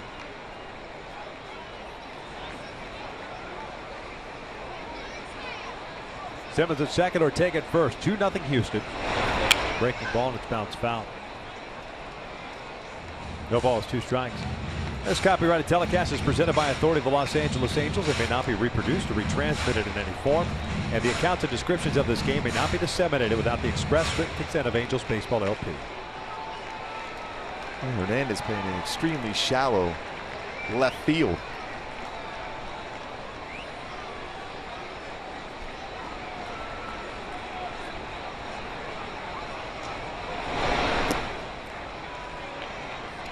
One and 2. Jarrell Cotton, right-handed pitcher, going for Oakland in that game. He pitched well against the Angels. Real good curveball, changeup. Good fastball also.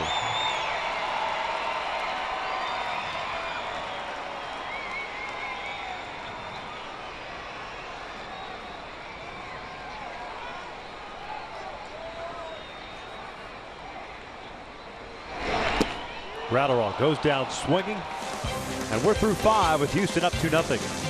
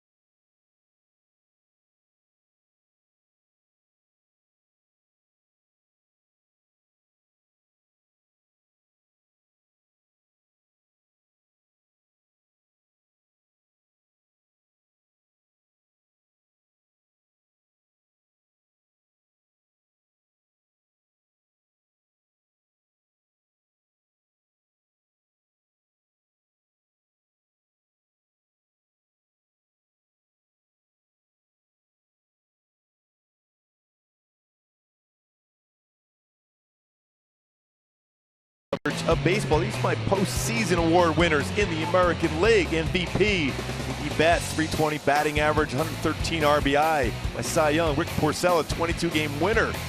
Fulmer's been outstanding throughout the entire season for the Tigers. Rookie of the Year, 11-game winner. And Terry Francona, a fabulous job managing that Cleveland Indian club to win their first division title since 2007. Special deal not having Michael Brantley the entire season. Basically their #1 hitter, and still win the division, which consists of the Tigers and the defending champs, Kansas City Royals. Love that right there. For Halloween. Yes, love that. Jose Alvarez on a pitch here in the 6th inning with the Angels down 2-0. Although Zach Britton is pretty close in that Cy Young conversation, what he has done for Baltimore, his numbers are unreal closing games. I think I'd give him the nod. Kemp lifting one out to shallow center. Ortega comes in. One down. And my Hyundai key for this game, kept it close here. Let me glove you. The defense has been pretty solid to keep this one close. They've had some opportunities, the Astros, to expand on the lead, but the defense has been solid to keep it a 2-0 deficit.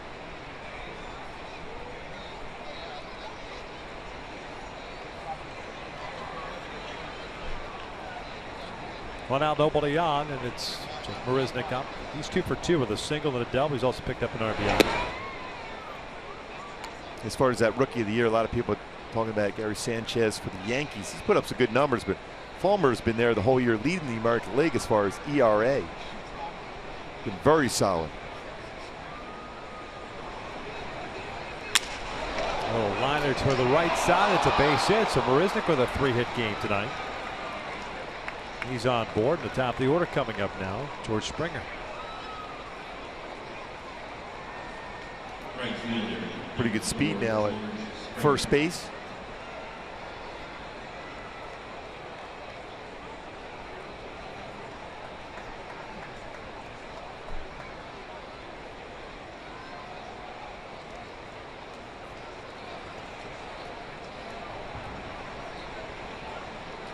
Springer tonight 0 for 2. Probably 0 for 3. A couple of liable outs and a strikeout.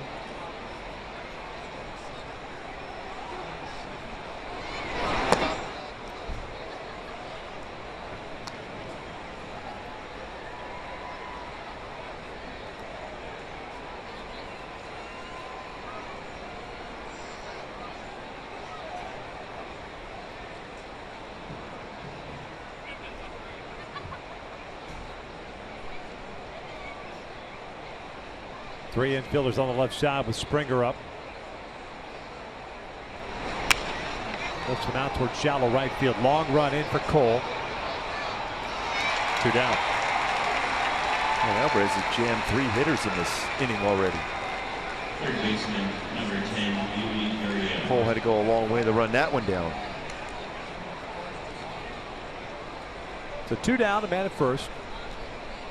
Here's Yuli Gurriel, 1 for 2. Ground down, double, and a walk.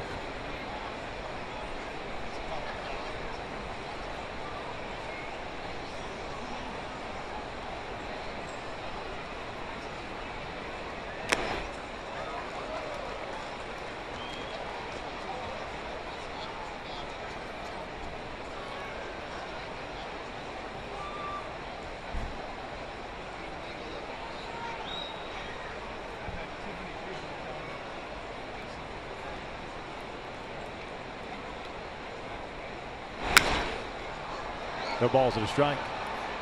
Double for Gurriel, his 7th. Jammed another hitter. And that fastball inside, pretty consistent. Jose Alvarez coming into the game today, just serving up jam sandwiches.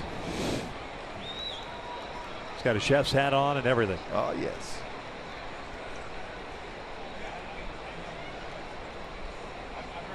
No crust, of course. Takes off.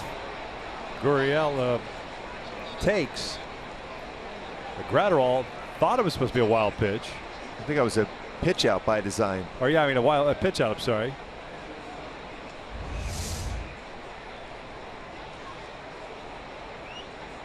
which is pretty odd when you're setting up on the inside corner for a pitch out.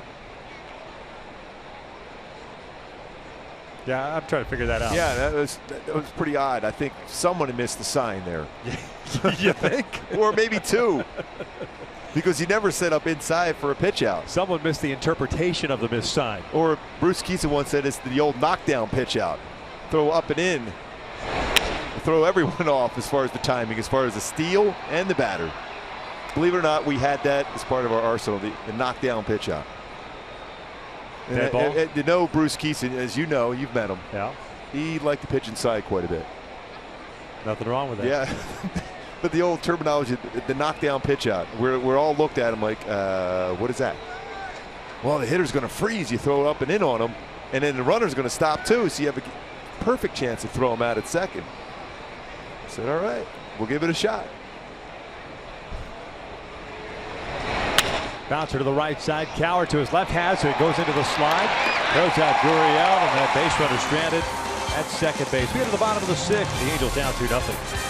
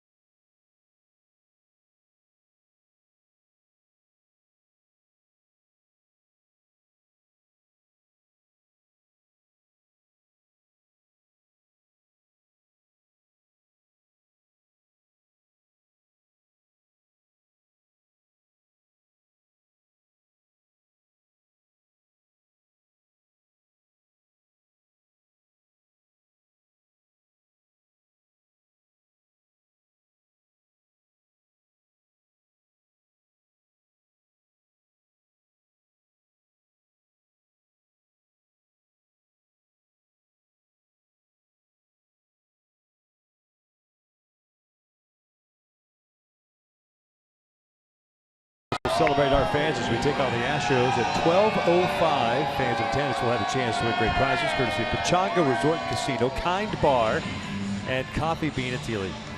Visit angels.com/promotions to get your tickets. Like that. 2-0 Houston. Bottom of the sixth inning. 9-1-2. Cowher, Escobar, and Calhoun to face Colin McHugh. There were two base runners for the first time in the fifth. They were stranded. Ground ball struck out. Caleb 0 for 1. A fly ball to center field. That was back in the third inning. The battle of Georgia natives. Q against Cowher. 1 ball and strike. Didn't Georgia have a tough game in football today? University of Georgia against what, Tennessee? I take your word for it. I didn't get a chance to watch, and I love college football. Yes. I didn't get a chance to watch too many games today. They ended up losing? Yeah. Tennessee got him. I think it was the final play of the game. Tennessee.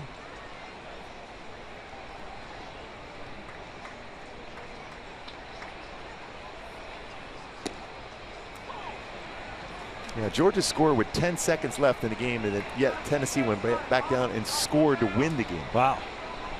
No wonder Clyde Wright's been bouncing around here like a little schoolgirl.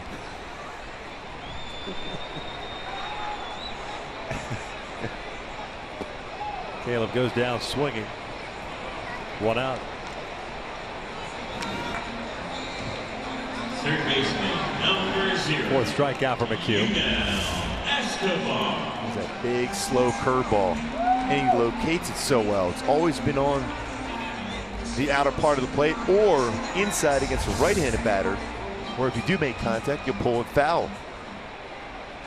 For a guy that's given up some home runs, 25 of them this season, he's not missed in the middle part of the plate at all tonight so far. Chopper, this one is short. Correa backs up on it. 2 down. Escobar 0 for 3. And they'll bring up Cole Calhoun. Right fielder, number 56, Cole Calhoun.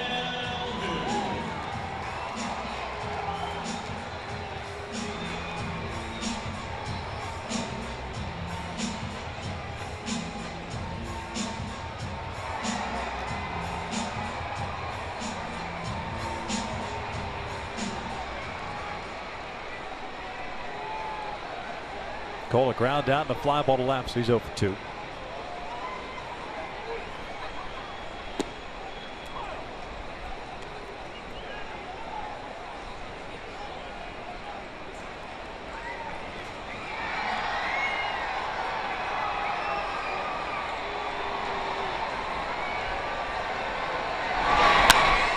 That's driven out to right field. Springer moving back on it, pulls up, and it's off the wall. Cole racing towards second. The throw is late and offline. And Calhoun, with a 2-out double, puts himself into scoring position for Mike Trout. It's his 34th double for Cole Calhoun.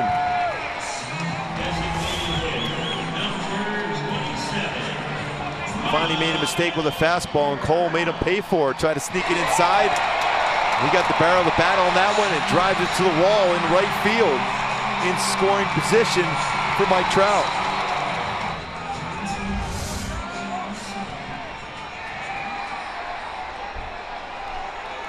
See if Trout gets his first pitch here. 0 for 2 with 2 ground outs to the left side. Fastball, the inner part of the plate for strike. He's pitched him inside very well tonight.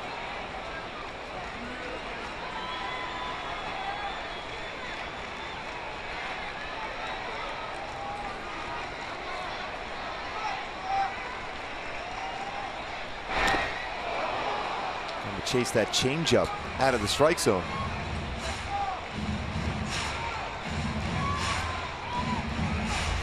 With their fastball in, called strike, threw him a changeup out of the strike zone. Doesn't happen too often. We see Trout chase.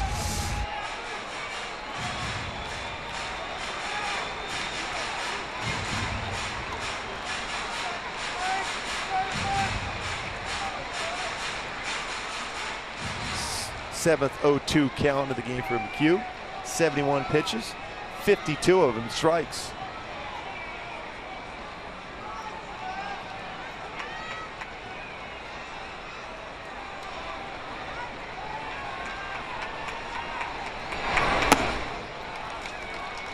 One and 2.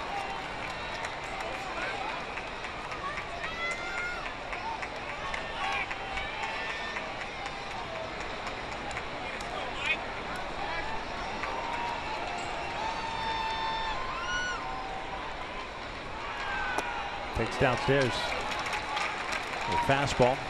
That'll leave it to count up.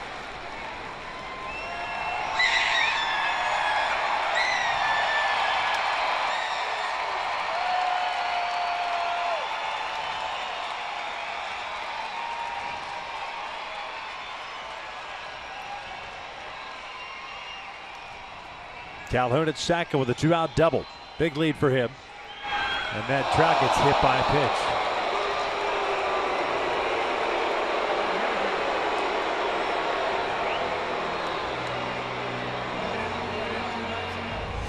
He ran a changeup in. So he tried to turn that one over. First baseman, On the knee, Right in the knee. CJ Corona.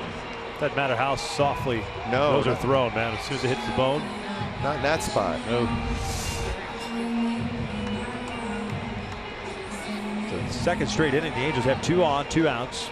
Crone at the plate this time. Tying run on board.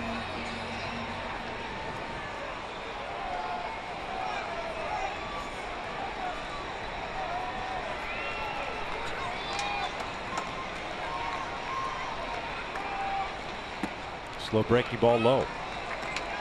Crone grounded out of the second, hit the little soft humpback liner in the fifth that Correa got.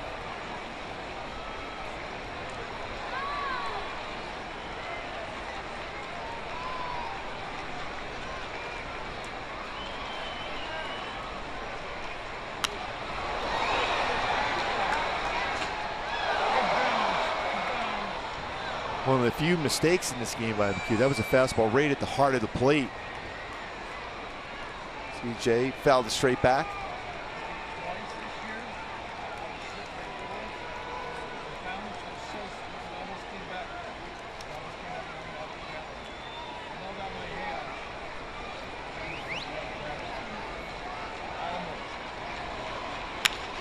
This one out toward left center field. Didn't get it on the sweet spot. Milwaukee will track it down, and the Angels are done here in the sixth. We head to the seventh. Houston still leading at 2-0.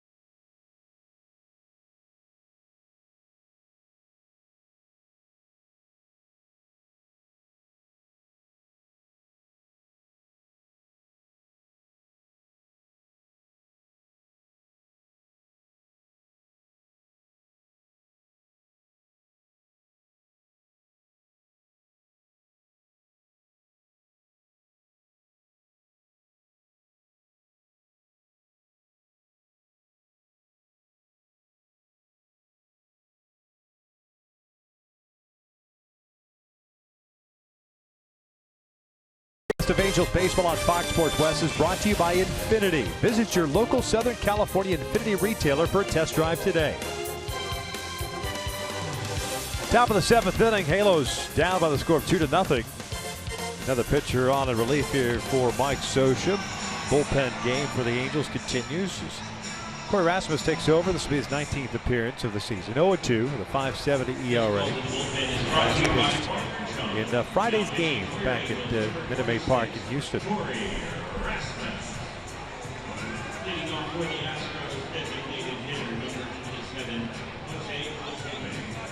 battled a number of injuries the last couple of seasons. When healthy, very valuable in the bullpen. Can give you length out of the bullpen. You can spot start him. 4 pitches, fastballs, 90-93 range, curveball, slider, very good changeup.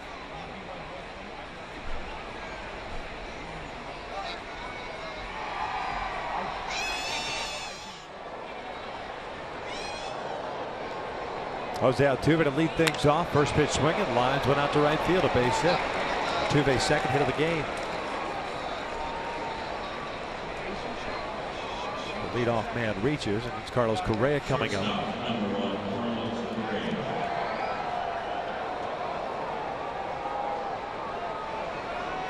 Let's see Altuve on the move right away. 29 stolen bases on the season.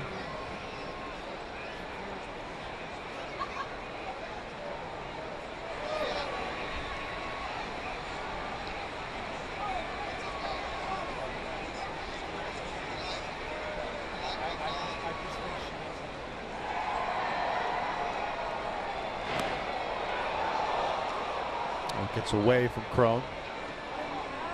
He was leaning.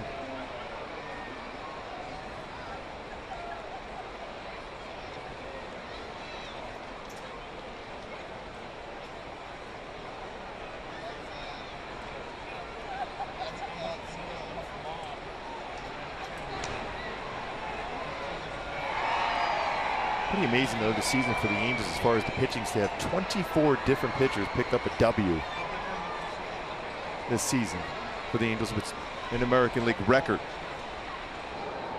With Daniel Wright picking up that win last night, his first major league victory.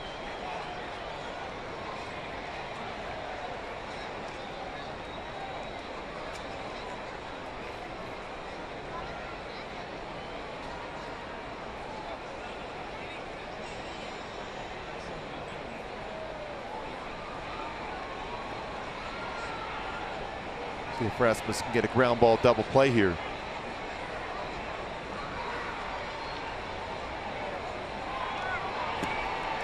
Graterol loses the transfer. That's a stolen base for Altuve. We got to keep an eye on him at second base. He might try to steal third also now with 29 stolen bases. Graterol tried to be real quick. A big jump by Altuve on the transfer, unable to get a grip of the baseball.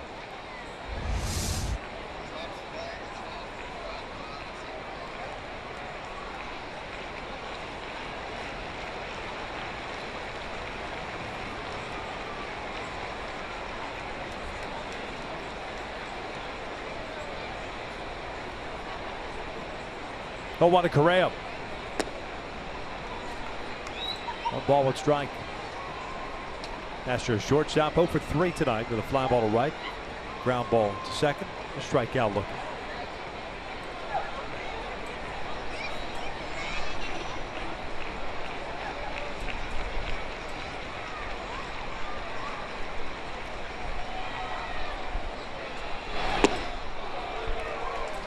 A good all-speed pitch from Rasmus.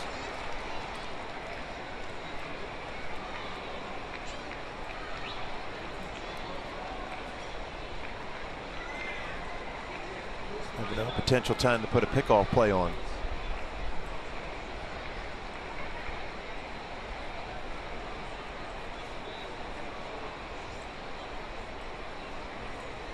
And Correa chasing out of the zone, goes down swinging for the first out.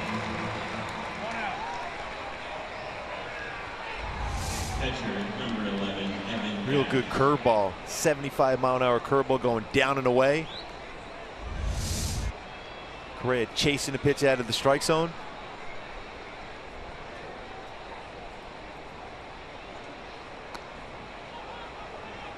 Pretty good crowd here tonight. Fireworks after the game.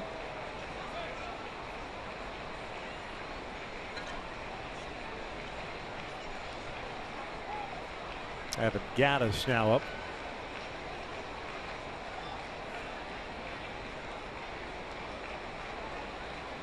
I don't know what Gattis is doing, looking to the dugout.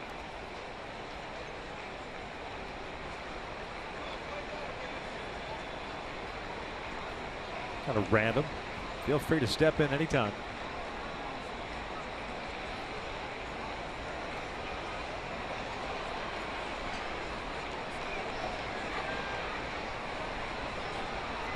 Downstairs.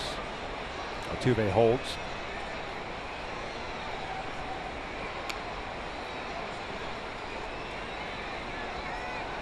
Gattis tonight 1 for 3. RBI single in the third. 4 home runs, 11 RBI this season against the Angels.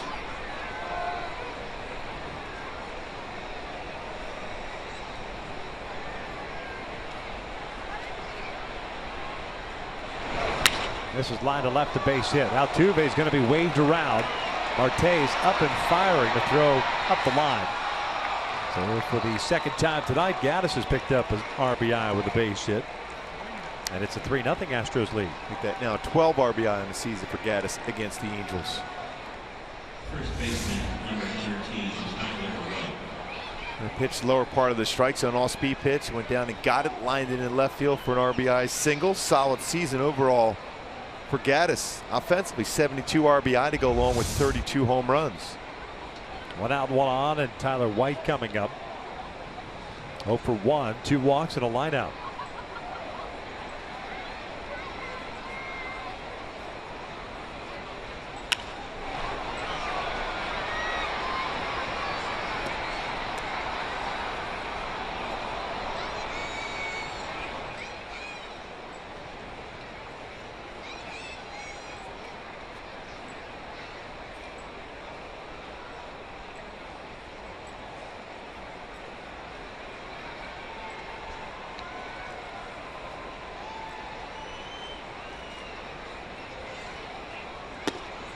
Good pitch.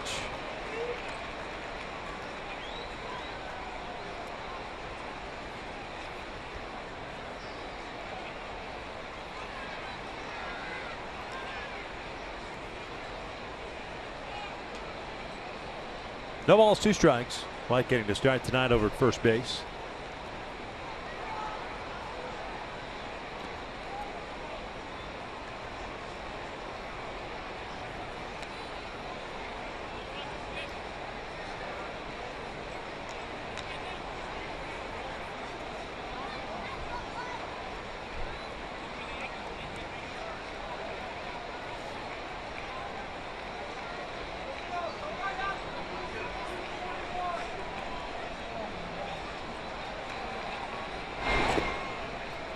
Evens up the count, trying to get him to chase another breaking pitch.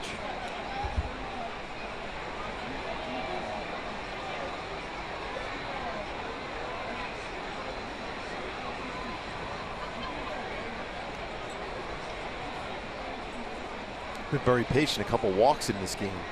Hasn't chased many pitches out of the strike zone. And some long at bats.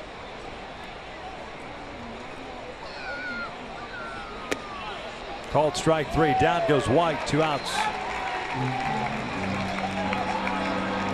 Follow Angels Baseball live with MLB.com at Bat app. Stay up to the moment at any moment with Game Day, live game video highlights, StatCast, news, and more. You can download it on the iTunes Store, the Android Store, wherever you want. It's pretty cool.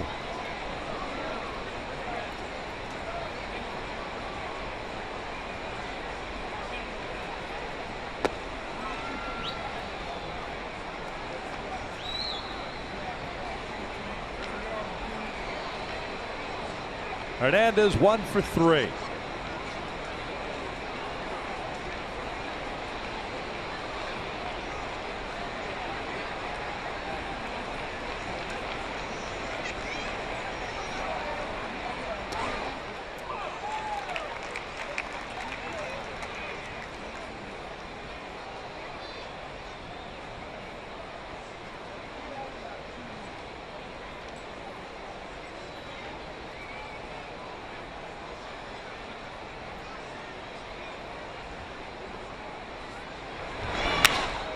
This one driven out toward left field toward the corner. Marte long run. Be careful. Short hops the fence, hits Marte's body, and goes over the fence. Gaddis, who was at first, will have to go back to third. Ball was hit well. Fastball that Gratterall won it inside. Rasmus missed out over the plate. Hernandez doubles right in that corner in left field.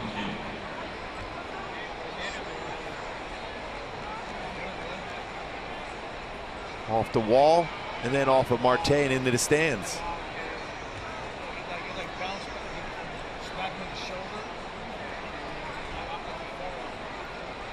Lower part of the wall off the body. Ground roll double. 7th double of the season for Hernandez. 2nd hit of the game. Yeah, exactly. So the 7th continues. 2 outs. 3-0 Houston. Here's Kemp, second baseman tonight. Altuve DHing. The first one's down low.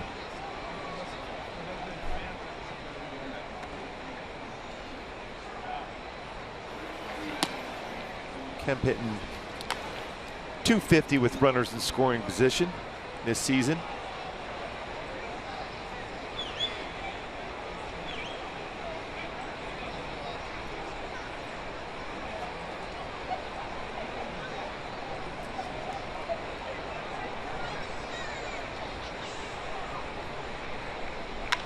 Bouncer over to Chrome. Should do it. He'll take it himself. 7th is in the book. Stretch time. Houston up 3-0.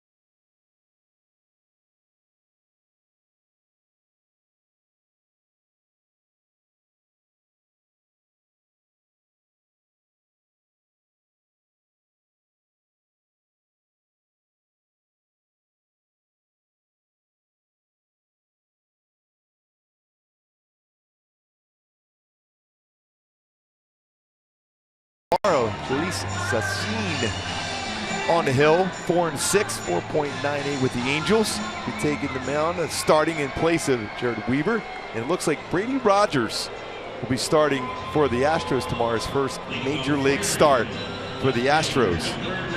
Last 4 starts for Phillies, been very good. 22 2/3 innings pitched, is 2 earned runs allowed.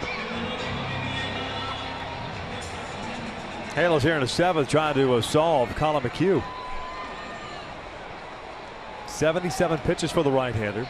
4 strikeouts, 1 walk, 3 hits allowed. Facing Jeffrey Marte. The first one's in for a strike. Marte, Simmons, and Ortega for the Angels here in the 7th.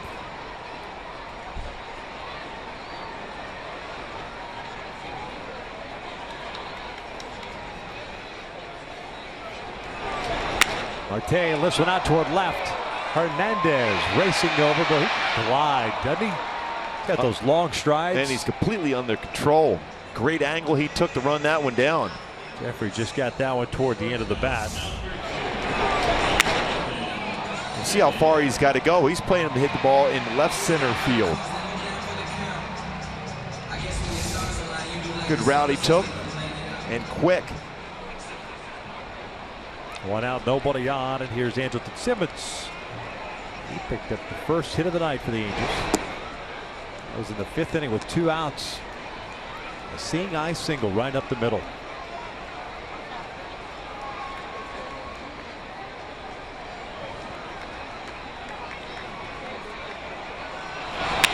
Bouncer to short.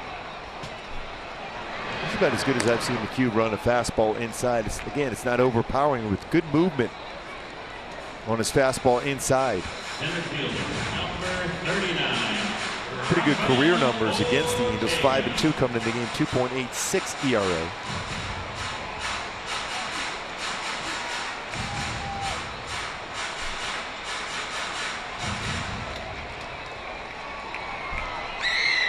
Done a nice job in resurrecting his career. He was a waiver pickup several years ago. Well, from the Mets? Rockies. He was originally drafted by the Mets. Curveball's upstairs. And one of the few guys, if really any, that uses protective headgear inside his hat.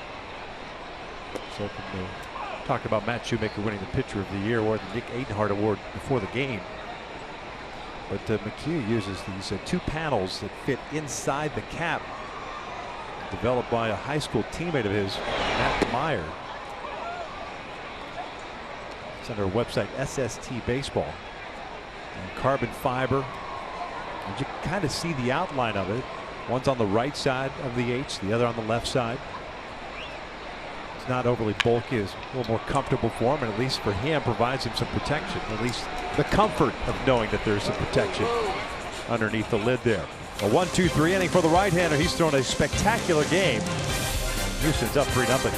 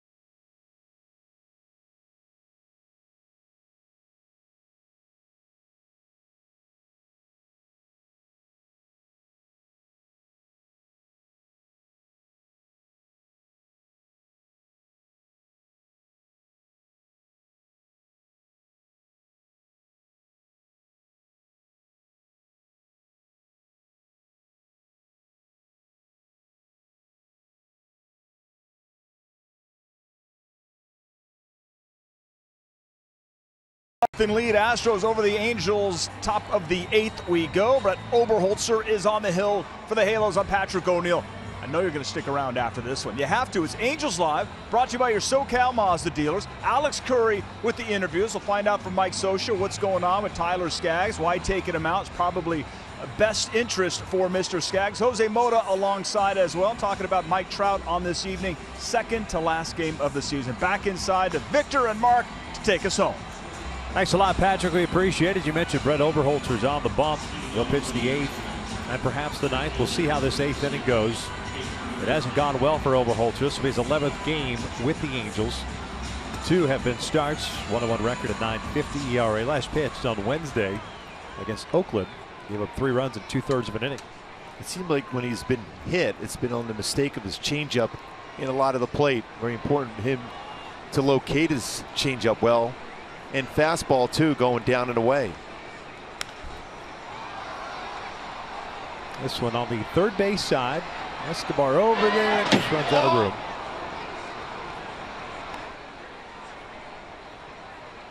Oh, what count on Jake Marisnick? He's had a 3-hit game, 2 singles and a double.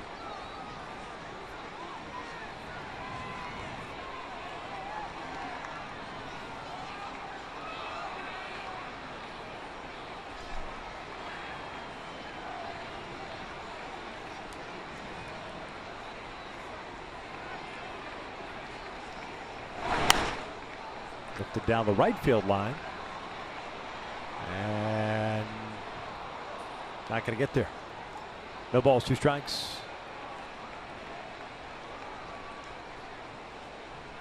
Cole had to cover some serious ground. That's 2 foul balls, complete opposite ends of the field by Marisnick.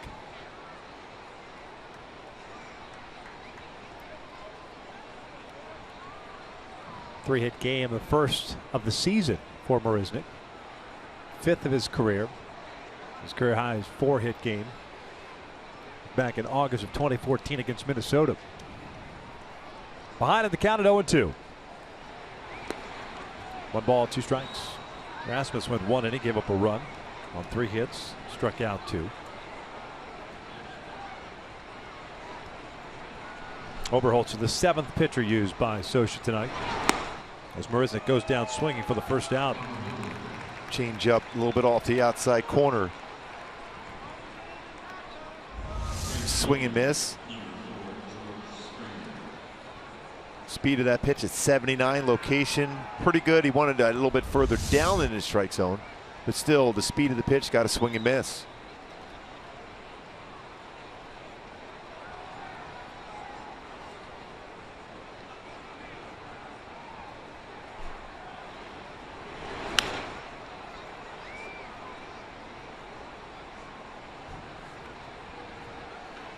Springer tonight 0 for 4.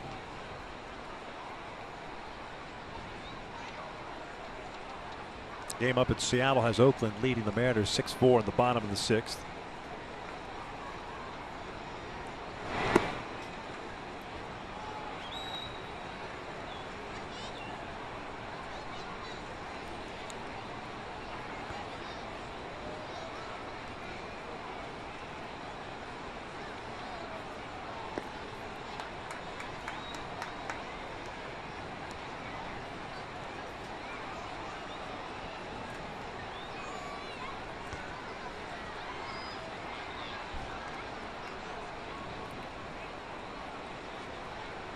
Two on.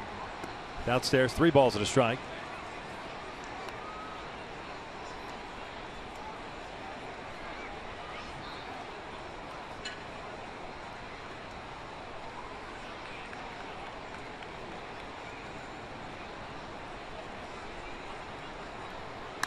Springer lifts it out to right. Cole shy of the track, puts it away, 2 down.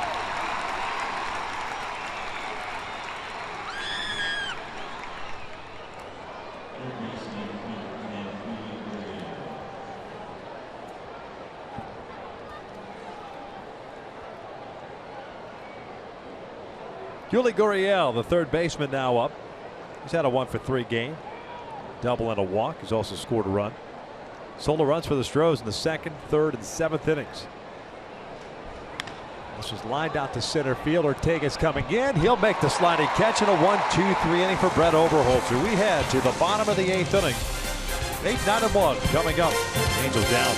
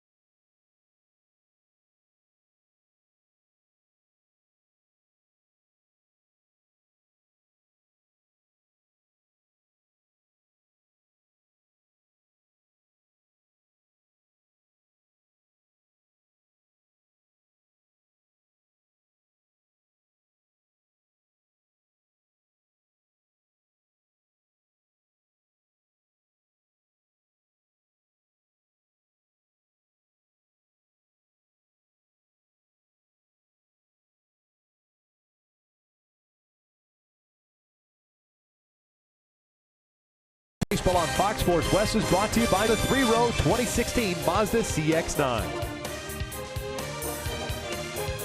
It's the bottom of the 8th inning. Halos down by the score of 3-0. A very well-pitched game by Colin McHugh so far has stymied this Angels offense. He's only allowed 3 hits, 2 singles and a double and nothing more. He has struck out 4, walked 1. He's going to face Nick Buss, who's pinch hitting here for Juan Gratterall to start this 8th inning. Caleb Cowart to follow, and then Yunel Escobar.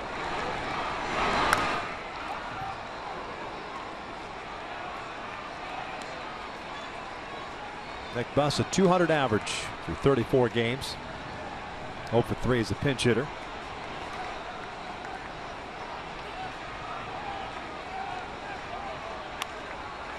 No balls, 2 strikes.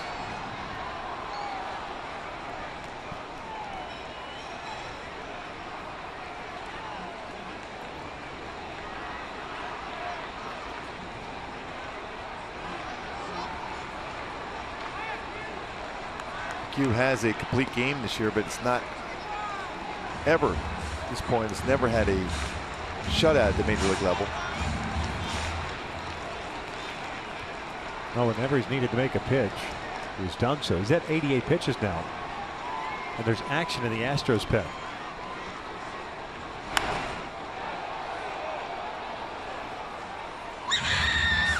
Why wouldn't you give a guy an opportunity to get a complete game shutout? I mean, it's the last start of the year. You're not playing for anything. Especially that way, that's never asked anymore. You know, you've never had a major league shutout. Well, here's your opportunity. I think it's prolonged here, and it's a 20-25 pitch inning. I get it. A little surprising. Certainly not about getting other guys work. Game number 161. 2 balls, 2 strikes.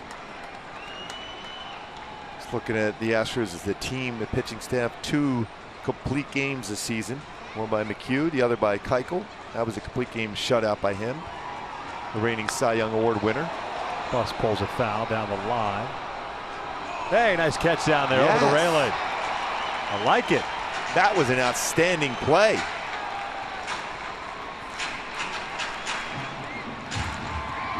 And that's our top tier play, brought to you by Arco with the one hand. What a play. Old school hat too. I love it. Love that Navy hat. That's an outstanding play. Full count now.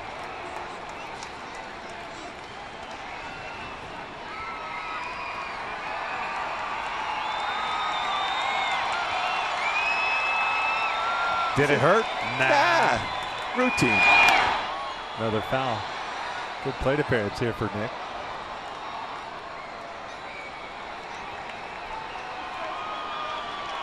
It's calm and collected down there. Yeah, just made a play. That's routine.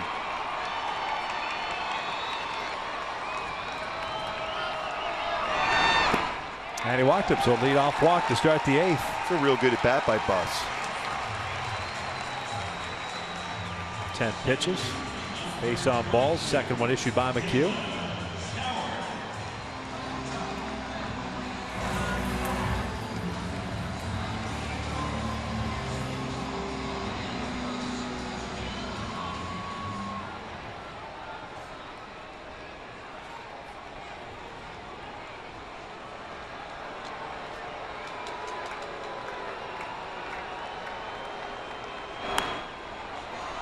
Caleb 0 for 2, a fly ball to center and a strikeout.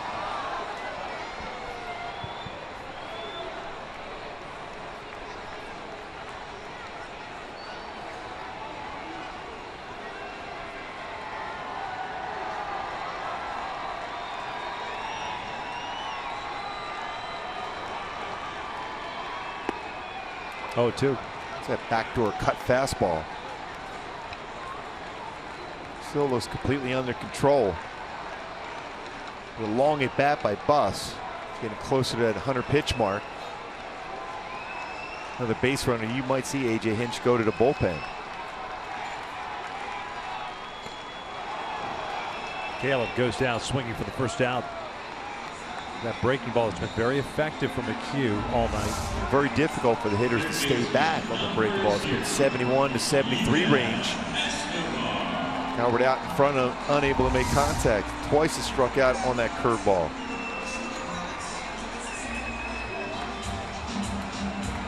See the hit speed range, good differential when you think about it. 68 on the slowest curveball, 92 best fastball. 24-mile-an-hour differential between his best fastball and slowest curveball.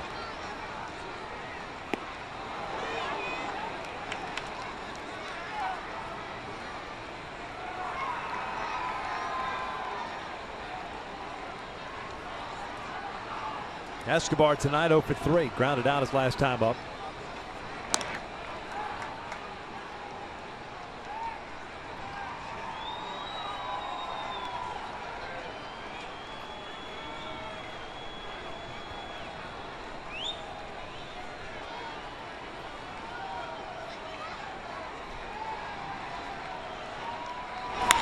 Line down toward right center field, chasing Marisnick back. He'll run it down. Spins around, gets it back into the infield as Nick hustles back to first, so 2 down. Well struck by Unell, but nice play by Marisnick to get a jump on it. And with a left-handed batter coming up, and a 3-0 lead here in the 8th inning, AJ Hinch is going to play matchup. So Tony Sipp's going to be called upon. A pitching change here in the 8th with Houston up 3-0.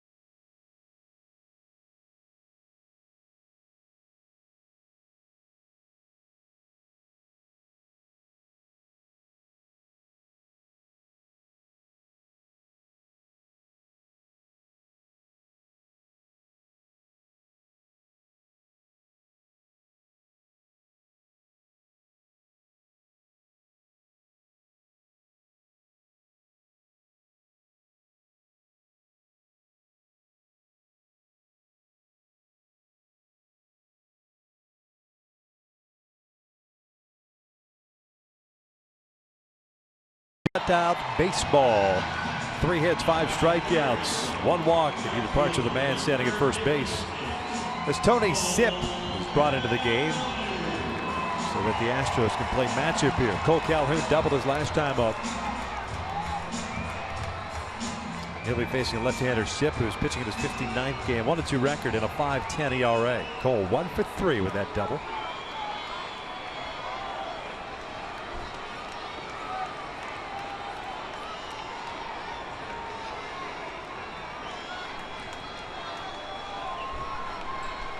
Trout on deck.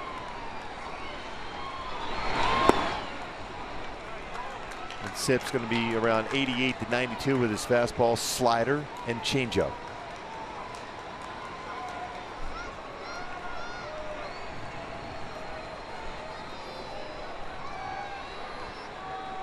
Cole somehow reaches here. It'll be Neshek to face Trout. 2 balls, no strikes.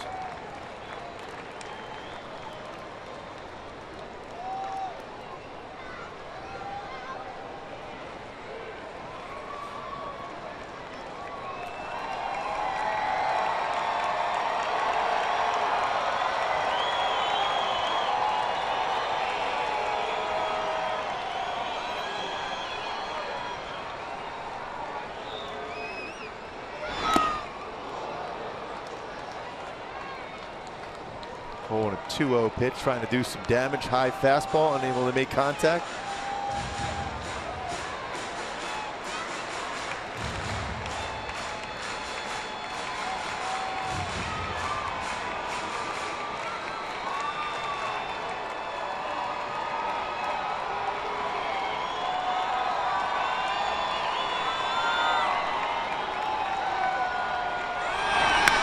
This one's out toward left field. Hernandez is playing shallow, still running back there. And he'll make the catch as he backpedals for the 3rd out. We hit of the 9th inning. Houston leads at 3-0.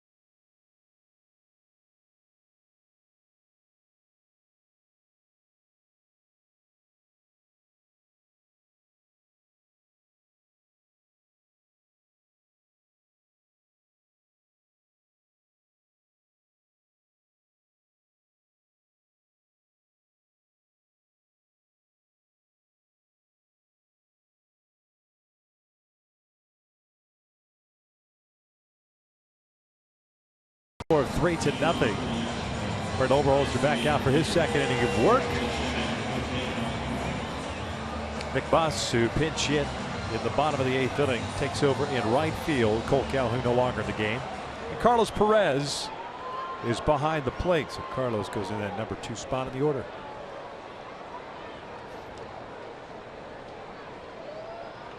Oberholzer had himself a 1-2-3-8 here in the 9th. He's got Altuve, Correa, and Gaddis.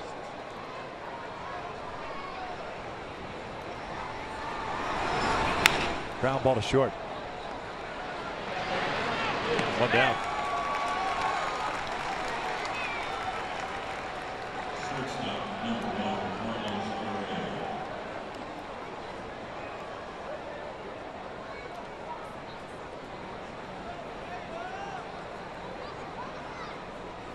There's Carlos Correa. Angels have kept him off base tonight.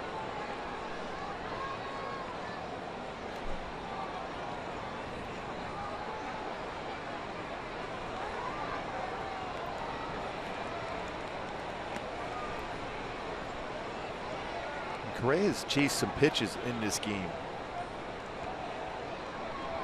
Knowing how close he was, especially that one at bat, we had some base runners on close to that 100 RBI mark. Get the bases loaded.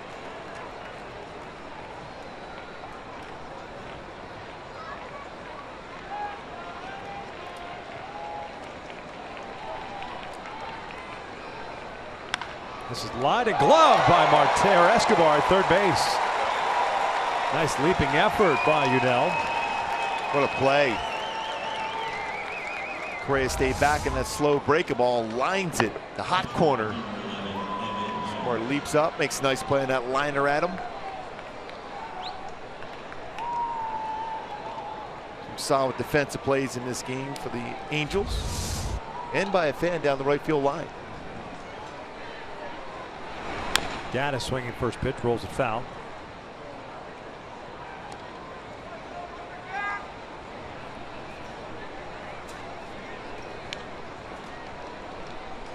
Not be surprised to see a lot of early swinging tomorrow. Game number 162. This is a bouncer up the middle. To the right is Coward. Plants, fires to first, got him. Overholtzer 6 up, 6 down. We head to the bottom of the ninth. Angels will have Trout, Cron, and Marte down 3-0.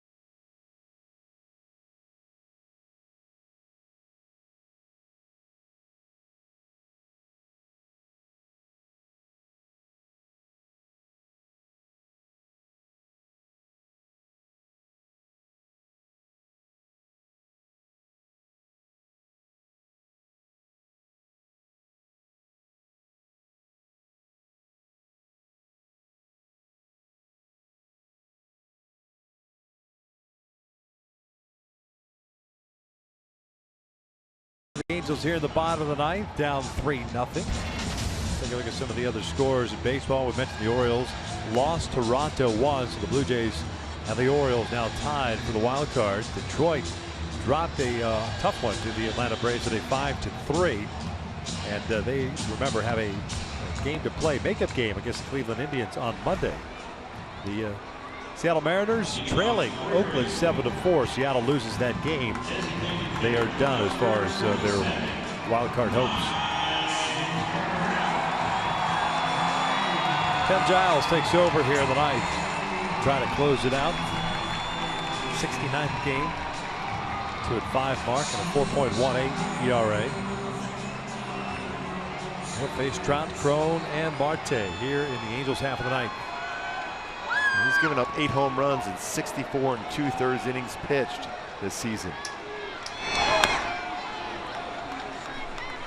Trout swinging first pitch.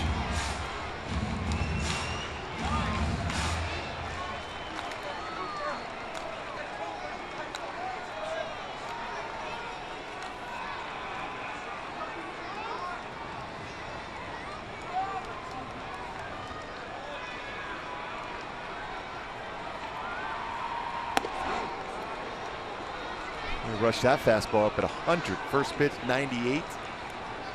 Giles that one at 100. He's threw a lot of curveballs. Occasional changeup.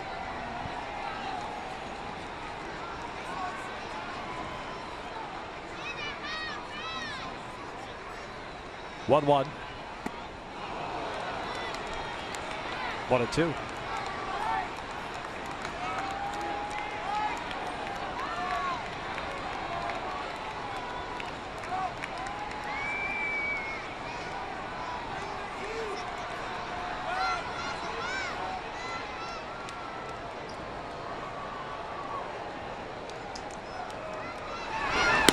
Outside, 2 balls, 2 strikes.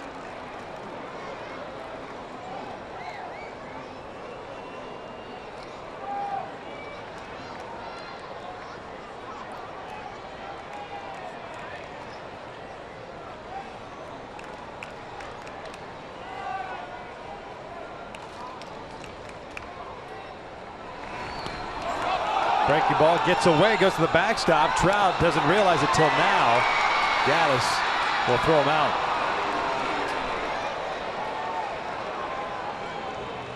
One down. That big curveball into the dirt. Trout chases it in front of the plate. At that point, Trout has no idea that baseball got away from Gaddis. If he does, he's going to be at first base.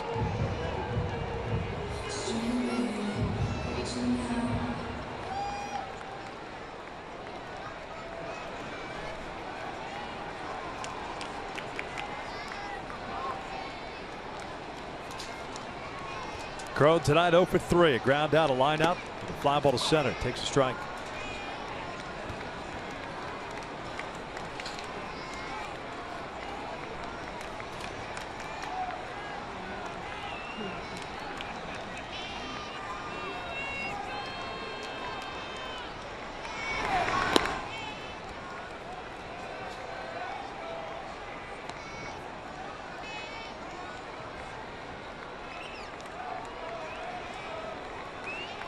One ball, 1 strike.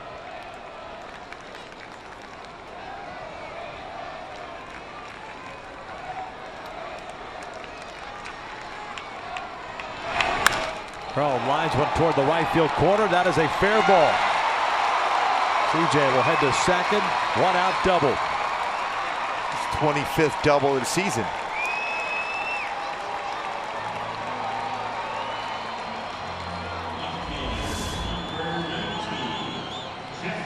100-mile-an-hour fastball and with the pitch the other way. Doubles into that corner.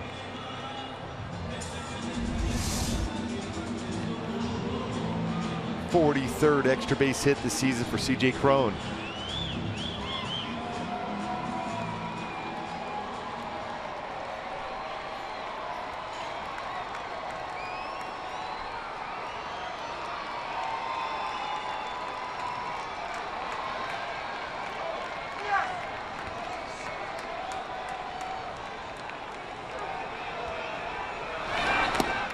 Marte looks at a strike.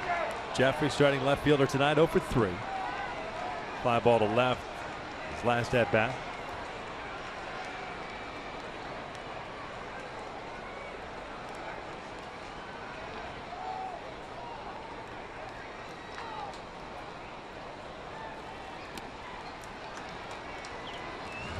One ball, 1 strike.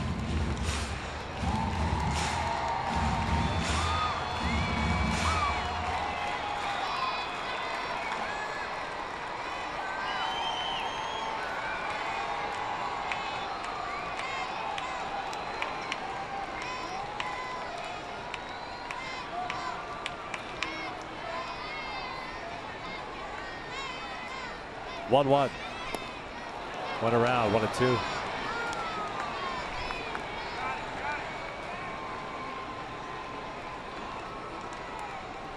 Simmons on deck. A 3-0 Astros lead here tonight. 1 out and a man at second.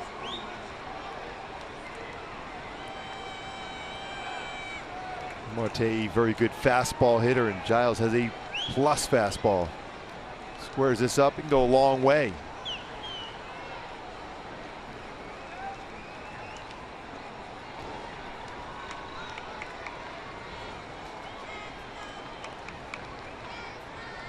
There's the 1-2. Not an easy pitch to block. Gaddis does a nice job of it. 2-2 down. Wrap up the regular season tomorrow afternoon. Remember, normally it's a 12:35 start. Tomorrow it's a 12:05 start. The Angels live kicking things off at 11:30. Looks like Seattle got one of those runs back too now, and it's down 7-5. Marte breaks his bat, lofts one out to shallow left. Correa going out. Makes the catch, 2 down. The Halos down to the last out. And it'll be Andrelton Simmons coming to the plate.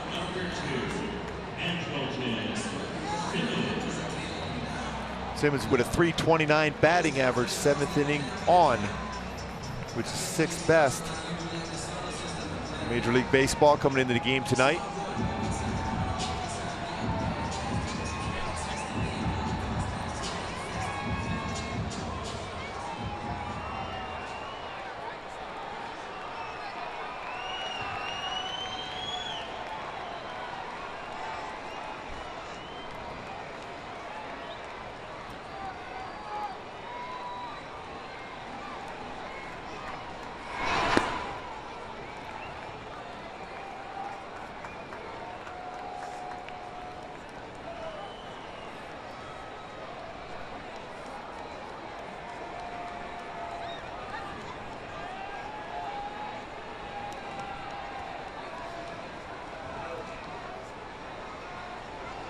There's 1-0.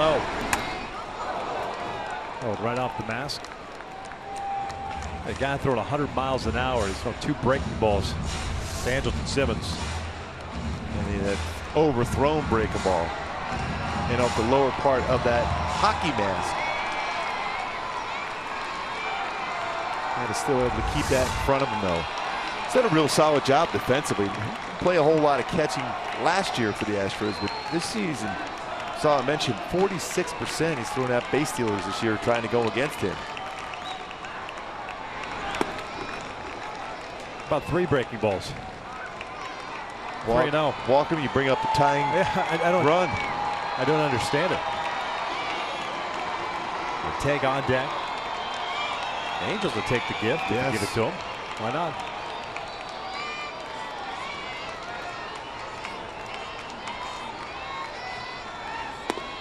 And a 4-pitch walk.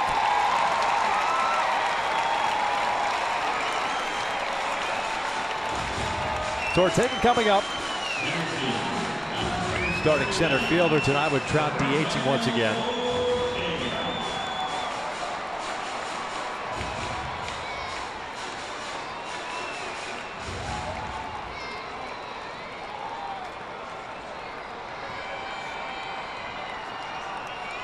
Seattle has tied that game against Oakland up at Safeco Field.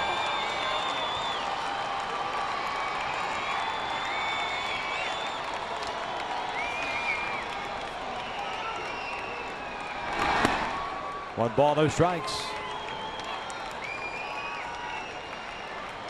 Nelson Cruz 2-run home run for Seattle, tied it up at 7. So 4 teams will be battling tomorrow for those last 2 wild card spots. So you've made the assumption that Seattle's going to win. I feel the way they're going right now. Yes. Ortega hits one out to center field. Marisnik back a couple of steps, and the Astros shut out the Angels 3-0 tonight. Boy, McHugh just threw the ball exceptionally well for the Astros, and Gaddis a big game, a couple RBI singles. Houston evened up this series at 1 apiece, win this one 3-0. Ends up being a bullpen game for the Angels as Skaggs goes an inning and 2/3. They drop this one 3-0. Final game of the regular season tomorrow at 12:05. Stick around. Angels Live post game is coming up next.